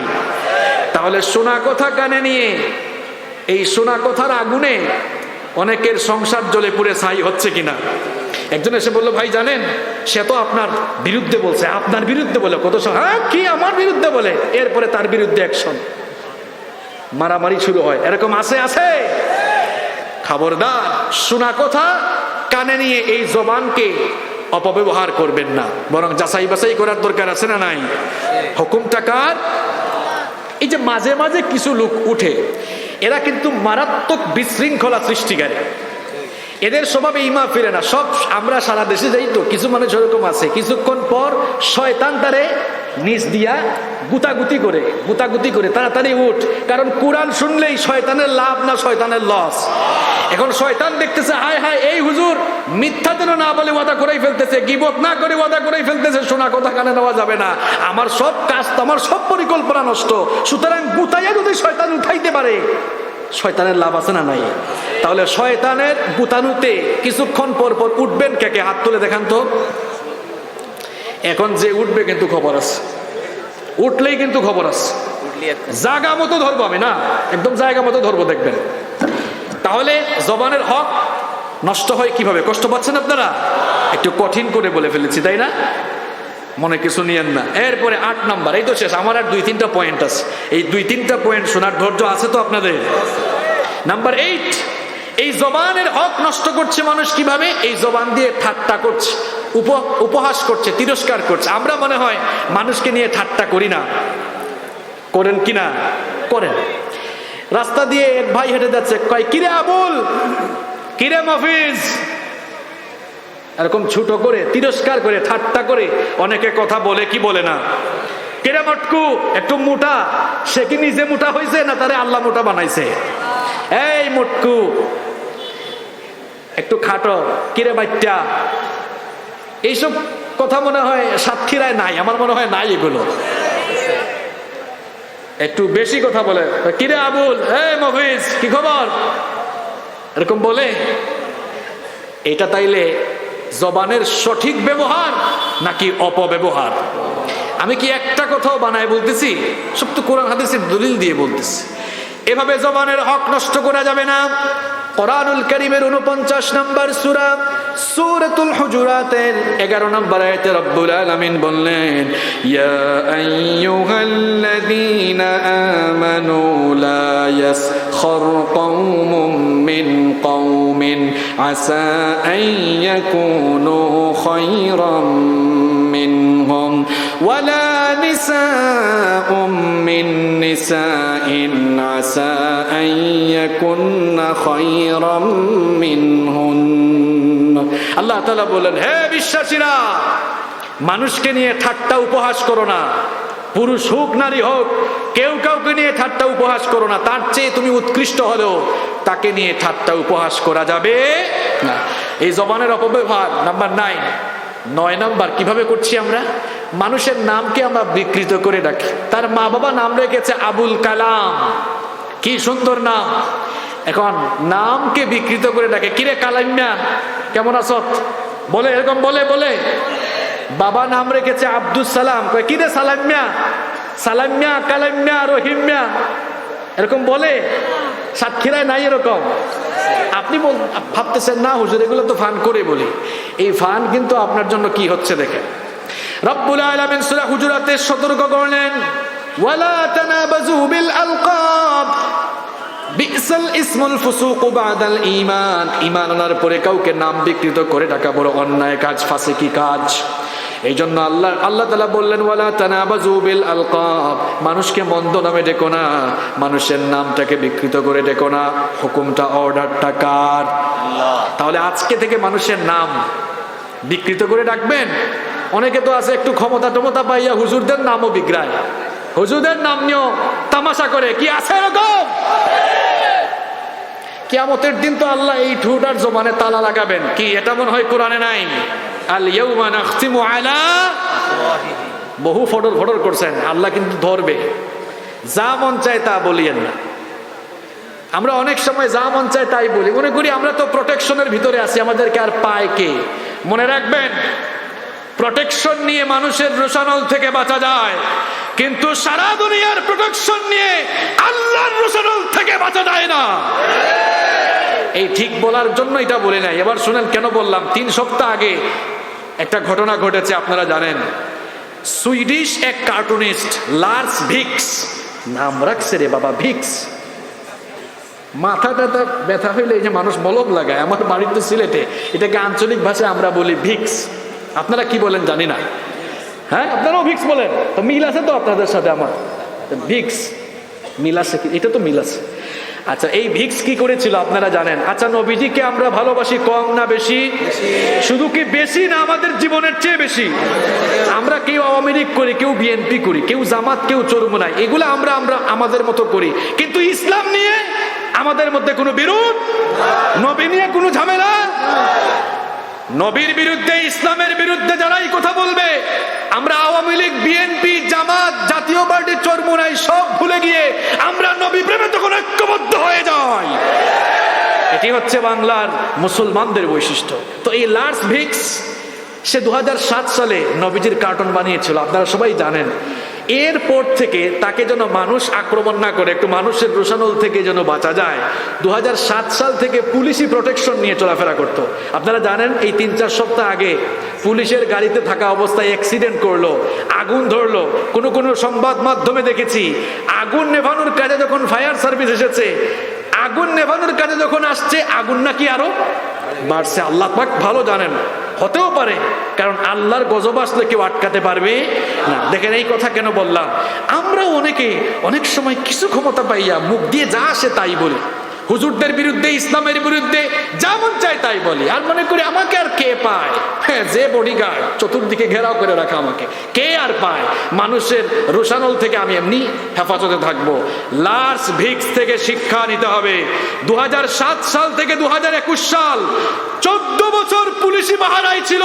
পুলিশি পাহারায় থেকে মরার আগ পর্যন্ত মানুষের রোষানল থেকে সে বেঁচেছে ঠিক, কিন্তু নবীকে বেইজ্জত করার কারণে, ইসলামের বিরোধিতার কারণে পুলিশি প্রোটেকশনে থেকেও আল্লাহর রোষানল থেকে নিজেকে বাঁচাতে পারে না।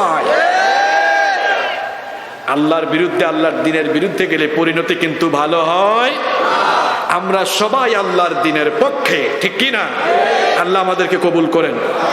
তাহলে 9 নম্বর কি বললাম? নাম বিকৃত করে ডাকা যাবে না। নাম্বার 10 নম্বর হলো এই জিহ্বা, এই মুখ ব্যবহার করে কাউকে অপবাদ দেওয়া যাবে না।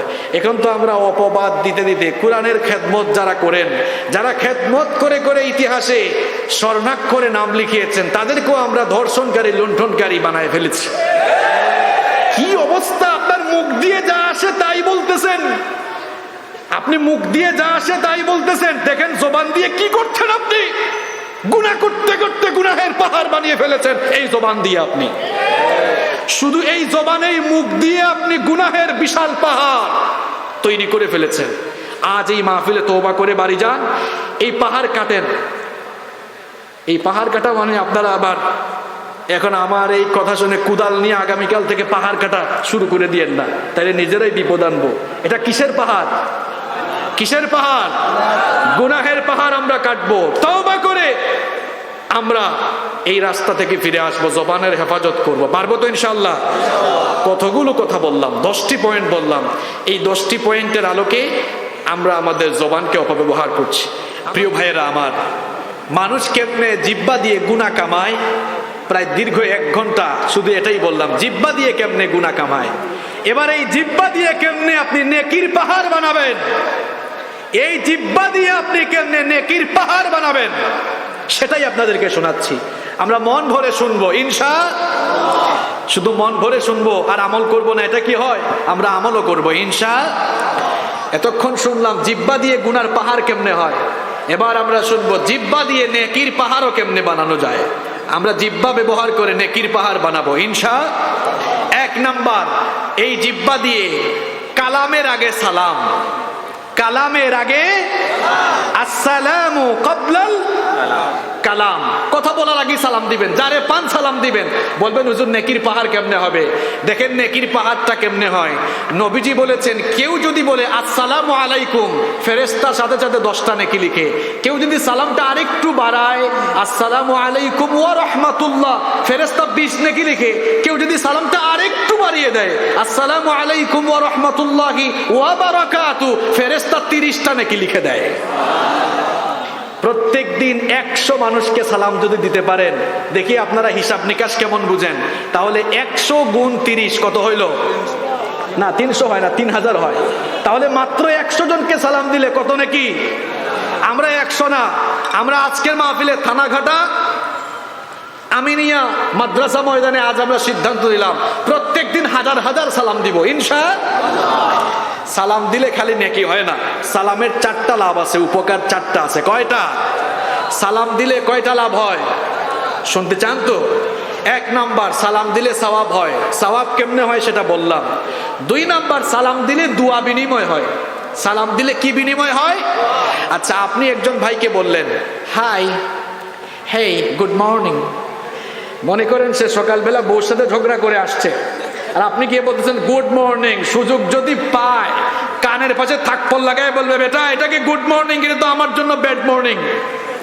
কিন্তু যতই তার মন খারাপ থাকুক না কেন, আপনি যদি গিয়ে বলেন আসসালামু আলাইকুম, মন খারাপ করবে নাকি সালামের জবাবটা দিবে? কারণ সালাম মানে দোয়া। এটার অর্থ কি? আসসালামু আলাইকুম ওয়া রাহমাতুল্লাহি ওয়া বারাকাতুহু, তোমার উপরে আল্লাহর শান্তি, রহমত, বরকত নাজিল হোক। সেও আবার জবাবের মাধ্যমে আপনাকেও দোয়া করলো, ওয়া আলাইকুমুস সালাম ওয়া রাহমাতুল্লাহি ওয়া বারাকাতুহু, তোমার উপরেও আল্লাহর শান্তি, রহমত, বরকত নাজিল হোক। সুবহানাল্লাহ। তবে সালামটা শুদ্ধভাবে দিতে হবে। আপনারা অনেকে বলেন আসসালামু আলাইকুম, সাম আলাইকুম, এটা তো বেশি মারাত্মক। সাম, এখানে আলেমরা বসে আছেন, সাম মানে কি? মৃত্যু। সাম মানে মৃত্যু। সাম সাম সাম মানে মৃত্যু। তাইলে সালাম আসসালামু আলাইকুম, তোমার উপর শান্তি বর্ষিত হোক, সে বলতেছে সালাম আলাইকুম মানে তুই মরি যা। কথা ছিল দোয়া করবে, এখন কি বলতেছে? তুই মরি যা। একটু নোয়াখাইল্লা ভাষায় বললাম আর কি, তুই মরি যা। আর আমরা সিলেট কয় তুই মরি যা, গিয়া যা।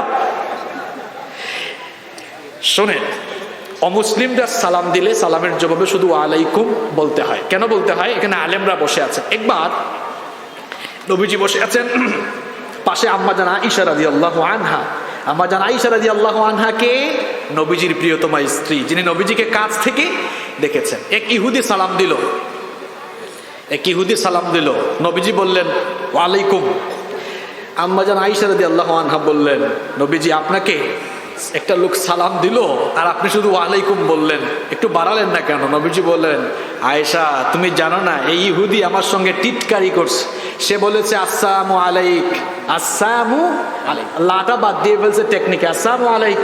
দেখছেন, আসসালামু আলাইক মানে তোমার মৃত্যু হোক। এই জন্য আমিও বলছি ওয়ালাইকুম, আমারে যা বলছো তোরা যেন তাই হয়। উদ্দেশ্য ভালো হইলে ভালো, খারাপ হইলে খারাপ। এই জন্য অমুসলিম কেউ সালাম দিলে তাকে ওয়ালাইকুম বলো। তার মানে এই না অমুসলিমকে আপনি ধরে মারবেন, বেটা সালাম দিছত কেন। ইসলাম এমন না। যারা অমুসলিমকে গালি দেয়, অমুসলিমদেরকে নির্যাতন করে, অমুসলিমদের উপাসনালয়ে হামলা চালায়, আল্লাহর কসম তারা মুসলমান নয়, ইসলামের বন্ধু নয়, এরা ইসলামের আসল দুশমন। অমুসলিমদেরকে ধর্মীয় নিরাপত্তা দেওয়া এটা আপনার ইমানি দায়িত্ব। যদি আপনার আশেপাশে অমুসলিমরা একটু নিরাপদে থাকতে পারে না, কিসের মুসলমান হইলেন আপনি? এই যে কিছুদিন আগে আমাদের দেশে যা ঘটনা ঘটলো, দুঃখজনক না, এটা কেউ কখনো করবেন না। আল্লাহর ওয়াস্তে অমুসলিমদেরকে গালি দিয়েন না, তাদের উপাসনালয়ে হামলা চালাইয়েন না। হামলা চালানো দূরের কথা, পারলে তাদেরকে পাহারা দিবেন, নিরাপত্তার ব্যবস্থা করবেন। এই দীক্ষা, এই শিক্ষা আমাদেরকে ইসলাম দিয়েছে। পারবো তো ইনশাআল্লাহ? আপনারা তো খুব আবেগী। ঘটনা ঘটে কুমিল্লায়, ভাঙ্গাভাঙ্গি হয় চাঁদপুরে, সাতক্ষীরায়। পাইছেনটা কি আপনারা? এই দেশে প্রশাসন আছে না? আপনি দেখেন প্রশাসন ব্যবস্থা নেই কিনা। নিয়েছেও তো, ধরছেও তো। এক জায়গায় ধরলো, আপনি আরেক জায়গায় দাঙ্গা হাঙ্গামা লাগাই দিলেন। এগুলোর কারণে সাম্প্রদায়িক দাঙ্গা, বিশৃঙ্খলা বাড়ে না কমে? আমরা বিশৃঙ্খলার পক্ষে না শান্তির পক্ষে? তো শান্তি কি এমনি হয়? যে ইমানি জজবা আপনি দেখান, বাপরে বাপ। একটা ঘটনা ঘটেছে, এই দেশে সরকার, প্রশাসন আছে না নাই? সহযোগিতা করেন। আমরা বিশৃঙ্খলার পক্ষে নই, শান্তির পক্ষে। আল্লাহ আমাদেরকে বুঝার তৌফিক দান করেন। তাহলে সালামের উপকার কয়টা জানি বলছিলাম? 1 নাম্বার, সালাম দিলে কি হয়? সওয়াব হয়। 2 নাম্বার, সালামের মাধ্যমে দোয়া বিনিময় হয়। 3 নাম্বার, সালাম দিলেই বরকত হয়। সালাম দিলেই কি হয়? বরকত হয়। কারণ সালামে বরকত একটি শব্দ আছে না নাই? আসসালামু আলাইকুম ওয়া রাহমাতুল্লাহি। আপনি দোয়া করেন বরকত নাজিল হোক। আর আনাস রাদিয়াল্লাহু আনহুকে নবীজি একদিন বললেন, আনাস তুমি যখন ঘরে ঢুকবে তখন সালাম দিবে, কারণ এই সালাম তোমার আর তোমার ঘরের মানুষের জন্য বরকত নাজিল হওয়ার কারণ হয়ে যাবে। সুবহানাল্লাহ। তাহলে সালামের 3 নম্বর উপকার, সালাম দিলে কি হবে? বরকত নাজিল হবে। নাম্বার 4, 4 এবং সর্বশেষ হচ্ছে এই সালামের 4 নম্বর উপকার হলো, সালাম যে ব্যক্তি দিবে তার এবং যে ব্যক্তি তার ঘরের মানুষকেও সালাম দিবে, ওই ঘরের সব মানুষদের জিম্মাদার হয়ে যান কে? সুবহানাল্লাহ। এত নাকি? তাহলে সালাম বেশি বেশি দিবেন না সালাম নিবেন? আপনারা তো দেন না, দাঁড়ায় থাকে, কয় আমি দিব কেন? আমি সমাজের বিশিষ্ট মানুষ, মুরব্বী, দেখো না দাড়ি টাড়ি সাদা হয়ে গেছে। এক মুরব্বী চৌরাস্তায় দাঁড়িয়ে আছে, কিছু যুবক যাচ্ছে হেঁটে, সালাম দেয় না। এই বেয়াদব, এদিকে আয়। তোর বাপের নাম কি রে? সালাম দিলি না কেন বেটা? আদব কায়দা শিখোস নাই? চাচা আপনি সালাম দিলে কি হইতো? আপনি যদি সালামটা এই যুবকদেরকে দিতেন, এমন লজ্জা পাইতো, আপনাকে পরের দিন দেখলে 2 কিলোমিটার দূরে দেখলে হে রেডি থাকতো, বাপরে চাচা কিন্তু সাংঘাতিক, পাইলেই সালাম দেয়, আমি আজকে আগে দিব। ঠিক কিনা? তাহলে তাকে না ধমকাইয়া যদি নিজেই সালাম দিতেন, একদিকে তারে সালাম দেওয়ার কারণে আপনি বেশি সওয়াব পেতেন, অন্যদিকে সে আপনার কাছ থেকে সালামের ট্রেনিংটা পেয়ে যেত, ঠিক কি না? তাহলে আমরা সালাম দিতে পারবো তো? আমরা এখন কথা বলছি আলোচনার শেষ দিকে। প্রথম দিকে কথা বলেছি জিহ্বা দিয়ে কেমনে মানুষ গুনার পাহাড় তৈরি করে, এখন কথা বলছি এই জিহ্বা দিয়ে কেমনে নেকির পাহাড় বানানো যায়। এক নাম্বার কালামের আগে, কালামের আগে। দুই নাম্বার কথা বলার সময় সতর্ক থাকবো, কারণ রব্বুল আলামিন বলেছেন মা ইয়ালফিযু মিন কাওলিন ইল্লা লাদাইহি রাকীবুন আতীদ। মানুষ এমন কোনো কথা বলে না যা রেকর্ড হয় না। আমি শুরু থেকে এখন পর্যন্ত যত বক্তব্য দিচ্ছি এই ক্যামেরা দিয়ে রেকর্ড হয়েছে নাকি হয় নাই? এই ক্যামেরা যারা বানিয়েছে সে কি তার নিজের জ্ঞান দিয়ে বানিয়েছে না আল্লাহর দেওয়া জ্ঞান দিয়ে বানিয়েছে? আল্লাহর দেওয়া জ্ঞান দিয়ে মানুষ ক্যামেরা আবিষ্কার করে যদি মানুষের কথা ভিডিও অডিও ধারণ করে রাখতে পারে, এই মানুষকে যিনি জ্ঞান দিয়েছেন তিনি বুঝি আমার আপনার কথা রেকর্ড করে রাখতে পারবেন না? আর ওই রব বলছেন তোমাদের সব কথা রেকর্ড হয়। সুতরাং এই জিহ্বাকে সংযত করব আমরা, অসংলগ্ন কথা বলবো না, অসংযত হয়ে যাব না, সতর্ক হয়ে কথা বলবো ইনশাআল্লাহ। এরপরে আসেন আমরা এই জিহ্বা দিয়ে কেমনে নেকির পাহাড় তৈরি করব। নাম্বার 3, 3 নাম্বার হচ্ছে উত্তম কথা বলবো, ভালো কথা বলবো। আল্লাহ তাআলা কোরআনে বলেছেন কুলু লিন্নাসি হুসনা, সুন্দর ভাষায় কথা বলো, একটু হাসি মুখে কথা বলেন। কিছু মানুষ আছে দেখবেন মুখটাকে পেশার মতো বানায় রেখে সারাদিন আছে, হোক হাসি নাই। এমন অবস্থা কেন? আপনার মুখে হাসি টাসি নাই?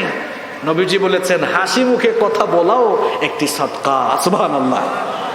হাসি মুখে সুন্দর ভাষায় মানুষের সাথে আমরা কথা বলবো ইনশাআল্লাহ। এরপরে আসেন নাম্বার 4, 4 নাম্বার হচ্ছে আমরা আমাদের এই জিহ্বাকে অনর্থক কথা থেকে বিরত রাখবো, কারণ মুমিনের স্বভাব হলো ওয়াল্লাযীনা হুম আনিল লাগওয়ি মুআরিদুন।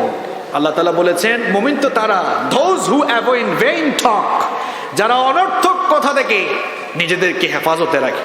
তাহলে আমরা এই জিহ্বা দিয়ে অনর্থক কথা বলবো না ইনশাআল্লাহ। কাজের কথা বলবো, দরকারি কথা বলবো। এখন তো আমরা আপনাদের এলাকায় টঙের দোকান আছে, আপনাদের এলাকায় মনে হয় অন্য কিছু বলে, যাই হোক, ওই যে গ্রামে গঞ্জে চায়ের কিছু দোকান ছোট ছোট থাকে না, চায়ের স্টল বলেন আপনারা। এখন বাংলাদেশের সেকেন্ড পার্লামেন্ট হলো ওই চায়ের দোকানগুলা। দোকানে যে চা বিক্রেতা সেই স্পিকারের ভূমিকায় থাকে, সবাইকে চা দেয়, আর যারা চা খায় এরা সবাই সাংসদের ভূমিকায় অবতীর্ণ হয়ে সবাই তখন আশপাশে কি হয় যত হাবিজাবি অনর্থক কথা সব সেখানে বলে, আছে না নাই? এটা মুমিনের স্বভাব। এগুলো থেকে আমরা বিরত থাকবো ইনশাআল্লাহ। নাম্বার 5 নাম্বার হচ্ছে গাধার মতো কথা বলবো না, গাধার স্বরে কথা বলবো না, নম্র হয়ে কথা বলবো। লুকমান আলাইহিস সালাম, লুকমান হাকিম, তিনি তার ছেলেকে কিছু সুন্দর উপদেশ দিয়েছিলেন। তার মধ্যে এই উপদেশটাও দিয়েছিলেন যে বাবারে নম্র ভাষায় সুন্দর ভাষায় কথা বলবে। তার এই উপদেশ আল্লাহর কাছে এত ভালো লেগেছে, সূরা লুকমানে আল্লাহ এটা ঢুকিয়ে দিয়েছেন। তিনি বলেছিলেন ওয়াকসিদ ফি মাশয়িকা ওয়াগদুদ মিন সাউতিক ইন্না আনকারাল আসওয়াতি লাসাউতুল হামির। চলার সময় মধ্যম পন্থা অবলম্বন করো, দম্ভ ভরে হেঁটো না, বিচরণ করো না, দম্ভ ভরে বিচরণ করো না, আর গলার আওয়াজ নিচু করো, কর্কশ ভাষায় কথা বলো না। নাম্বার 6 নাম্বার হচ্ছে হিকমতের সাথে বুদ্ধিমত্তা খাটিয়ে কথা বলা, ব্যক্তিত্ব মেইনটেইন করে কথা বলা। নাম্বার 7 নাম্বার এই জবান দিয়ে দাওয়াতি কাজ করা, যে যতটুকু পারেন দাওয়াতি কাজ করবেন, কারণ কথার মধ্যে সবচেয়ে দামি কথা হলো দাওয়াতি কথা, আল্লাহর দিকে মানুষকে ডাকা। বলেছেন কে? আল্লাহ তাআলা বলেছেন ওয়ামান আহসানু কওলাম মিম্মান দাআ ইলাল্লাহি ওয়া আমিলা সালিহান ওয়া ক্বালা ইন্নানি মিনাল মুসলিমিন। কার কথার চাইতে আর কার কথা উত্তম ভালো হতে পারে যে তার কথা দিয়ে মানুষকে আল্লাহর দিকে ডাকে। সুবহানাল্লাহ। তাহলে এই জবান দিয়ে মানুষকে কার দিকে ডাকবো? আল্লাহ আর তার রাসূলের দিকে ডাকবো। আল্লাহ তৌফিক দান করেন। নাম্বার 8 নাম্বার হচ্ছে এই জবান দিয়ে খালি মানুষের সাথে তর্ক করবো না। অনেকেই বলে আসো বহস করবো, বহসের সমাধান হয়? তর্ক বিতর্কে সমাধান বাড়ে না সমাধান কমে? আমি আজ পর্যন্ত দেখি নাই তর্ক করে কোনো বিষয়ের সমাধান হইতে। আমি দেখেছি সংলাপের মাধ্যমে সমাধান হতে। আমি তর্ক করে কোনো সমাধান কোথাও হতে দেখি নাই। আমি দেখেছি দুইজন বসে শ্রদ্ধাবোধের সাথে কথা বলে সমাধান করতে। এজন্য আল্লাহ কোরআনে বলেছেন, তর্ক করো না, মূর্খদের সাথে তর্ক করো না, এদেরকে সালাম দিয়ে কেটে বলো, এদের সাথে কথা বলে খামাখা তুমি তোমার সময় নষ্ট করো না। এটা রহমানের বান্দার বৈশিষ্ট্য নয়, বরং রহমানের বান্দার বৈশিষ্ট্য হলো ওয়া ইবাদুর রাহমানিল্লাযীনা ইয়ামশুনা আলাল আরদি হাওনা ওয়া ইযা খাতাবাহুমুল জাহিলুনা ক্বালু সালামা। রহমানের বান্দার স্বভাবটা কেমন শুনেন। রহমানের বান্দার স্বভাব হলো ইদা খাতাবাহুমুল জাহিলুন, জাহেল মূর্খ অজ্ঞদের সামনে পড়লে কালু সালামা, সালাম দিয়ে বলে ভাই তোমার তর্ক তুমি করো, আমার এত সময় কেটে পড়ে। এরপরে নাম্বার 9, আমরা জিহ্বাকে কেমনে কাজে লাগাবো, জিহ্বা দিয়ে নেকির পাহাড় কেমনে আমরা গড়বো। নাম্বার 9 নাম্বার হচ্ছে, এটা আমার মা বোনদেরকে নিয়ে বলতে চাই। মা বোনরাও তো শুনতেছে তাই না, ইউটিউবেও তারা শুনবে। মা বোনদের উদ্দেশ্যে তো কথা বলা দরকার। এতক্ষণ তো খালি আপনাদের উদ্দেশ্যে যে বলছি তা না, এগুলো মা বোনরা করবে, মা বোনরাও গীবত চুগলখড়ি করবো না।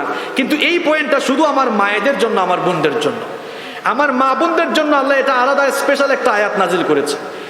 এই মুখ দিয়ে মায়েরা বোনেরা যেন পরপুরুষের সাথে কোমল ভাষায় নরম ভাষায় কথা না বলে অর্ডারটা দিয়েছেন কে? দিয়েছেন কে? অনেকে আছে নিজের জামাইয়ের সাথে সুন্দর করে কথা বলে না। ঘরে কাজ করছে হাজবেন্ড, অফিসে গিয়েছে, ব্যবসায় গিয়েছে, ফোন দিয়েছে, দিয়ে বলছে বউ কি করো? ফোন দেবো না, টাইম পাও না, জানো না কি করতেছি, কাজ করতেছি। জামাইয়ের সাথে এমনি কথা বলে। পাশের বাড়ির একজন আসছে, ভাবি বাসায় আছেন? হ্যাঁ ভাই বাসায় আছি, আসো না। কে এরকম আছে কিনা? এখন ভাবিদের দোষ দিয়েও লাভ নেই, আপনারাও তো এমনটা করেন। এক ভাই কাপড়ের দোকান, সাতক্ষীরায় মার্কেটে দোকান আছে আর কি। হঠাৎ করে কিছু আপুরা আসছে কাপড় চোপড় কিনবে, আপু আসেন আসেন বসেন। এই সময় হঠাৎ করে বউ ফোন দিছে, জামাইকে ফোন দিছে, সুন্দর করে বলতেছে কি করছো তুমি? ফোন বলার টাইম পাও না, কাস্টমার আছে বুঝো না তুমি? আসে আসে এরপরে সরি আপু, আপু দেখেন এটা লাগবে ওইটা লাগবে, আপু এটা আপনাকে মানাবে। আপুকে মানায়, তোমার বউকে বুঝি মানায় না? তুমি আপুর থেকে ছুটে নিয়ে 2 মিনিট বউকে বলো যে আমি এখন একটু ব্যস্ত আছি, তো ঠিক আছে ভালো আছি আমি, তুমি কি করছো, একটু 2 মিনিট সময় দেন। আপনার বউ এত কষ্ট করে আপনার জন্য রান্না বান্না করে, এত টেক কেয়ার করে, আপনি বুঝি 2টা মিনিট হাসি মুখে কথা বলতে পারেন না? মুখের ভাষা দিয়ে অনেক কিছু জয় করে ফেলা যায়। মুখের ভাষায় গরমকে নরম বানিয়ে দেওয়া যায়, যায় কি যায় না? এই জবান দিয়ে সুন্দর কথা বলেন। আমার মা বোনরা খবরদার, পরপুরুষের সাথে নরম ভঙ্গিতে, নরম ভাষায়, আকর্ষণীয় ভঙ্গিতে কখনো কথা বলবেন না। কারণ আল্লাহ তাআলা সূরা আহজাবের 32 নম্বর আয়াতের শেষাংশে বলেছেন, ফালা তাখদানা বিল কওলি ফায়াতমাআল্লাযী ফী কলবিহি মারাদুন ওয়া কুলনা কওলাম মা'রুফা। আল্লাহ তাআলা বলছেন পরপুরুষের সাথে কোমল ভঙ্গিতে কথা বলো না, কারণ যাদের অন্তরে রোগ আছে সে প্রলুব্ধ হতে পারে, ফিতনায় জড়িয়ে যেতে পারে। এই জন্য পরপুরুষের সাথে কোমল ভাষায় কথা বলা যাবে। আর ভাইরা যারা আছেন, ওয়াইফকে, নিজের বিবিকে বলবেন যে পরিচিত ছাড়া অপরিচিত কেউ ফোন দিলে, নন মাহরাম হলে ফোনটা রিসিভ করো না। কারণ কথার আরেক নাম লতা, কথার আরেক নাম, আপনারা কি লতা বলেন হুজুর? লতি খায় না মানুষ, এটাকে লতা বলেন তো। কথার নাম লতা। মনে করেন ওয়াইফ ফোন ধরছে, এরপরে আরেকজন দেখছে, হায় হায় আজকে ভাবি ধরছে, ভাবি কেমন আছেন, কি করছেন, এই সেই, এখন কথার নাম কি হয়ে যাচ্ছে। এটা খবরদার আমার বোনেরা, কখনো হাজব্যান্ডের ফোন রিসিভ করবেন না, হাজব্যান্ডের ফোন রিসিভ করবেন না। তবে হাজব্যান্ডকে দেখে দেখে রাখেন, কেয়ার করেন, এটা আপনি করতে পারেন, এটা আপনার অধিকার। কিন্তু পরপুরুষের সাথে আকর্ষণীয় ভঙ্গিতে কথা বলবেন না। আল্লাহ আমাদেরকে তৌফিক দান করেন। তাহলে এই কয়টা পয়েন্ট বললাম? 9টা। আর বাদ বাকি 10টি পয়েন্ট আমি শুরুতে বলেছিলাম যেগুলোর কারণে অপব্যবহার হয়, এগুলোকে উল্টাই দিতে হবে। 10 নম্বর, মিথ্যা বলা যাবে না, জিহ্বা দিয়ে সবসময় সত্য কথা বলতে হবে। 11 নম্বর, গালিগালাজ করা যাবে না। 12 নম্বর, গীবত করা যাবে না। 13 নম্বর, দ্বিমুখী কথা বলা যাবে না। 14 নম্বর, চুগলখোর হওয়া যাবে না। 15 নম্বর, জিহ্বা দিয়ে মানুষকে কষ্টদায়ক কথা বলা যাবে না। 16 নম্বর, যাচাই বাছাই না করে কথা বলা যাবে না। 17 নম্বর, ঠাট্টা উপহাস করা যাবে না। 18 নম্বর, মানুষকে বিকৃত নামে ডাকা যাবে না। 19 নম্বর, এই জিহ্বা দিয়ে কাউকে অপবাদ দেওয়া যাবে। এই আমলগুলো করতে পারবো তো আমরা ইনশাল্লাহ? করতে পারলে আমি যে এত কষ্ট করে এসেছি, প্রায় 12-13 ঘন্টা সফর করে আমি এত কষ্ট করে বললাম, বলাটাও সফল। আপনারাও যদি মানতে পারেন তখন এটা সফল এবং সার্থক হবে ইনশাআল্লাহ। আল্লাহ তাআলা যতগুলো কথা আমি বলেছি, যদি মনের অজান্তে কোনো ভুল কথা বলি, আল্লাহ তোমার বান্দাদের অন্তর থেকে সেগুলো মুছে দিও। আর যতগুলো কথা আমি হক সত্য বলেছি কোরআন হাদিস থেকে, প্রথমে আমাকে আর যারা শুনেছেন সবাইকে তুমি আমল করার তৌফিক দান করে দিও।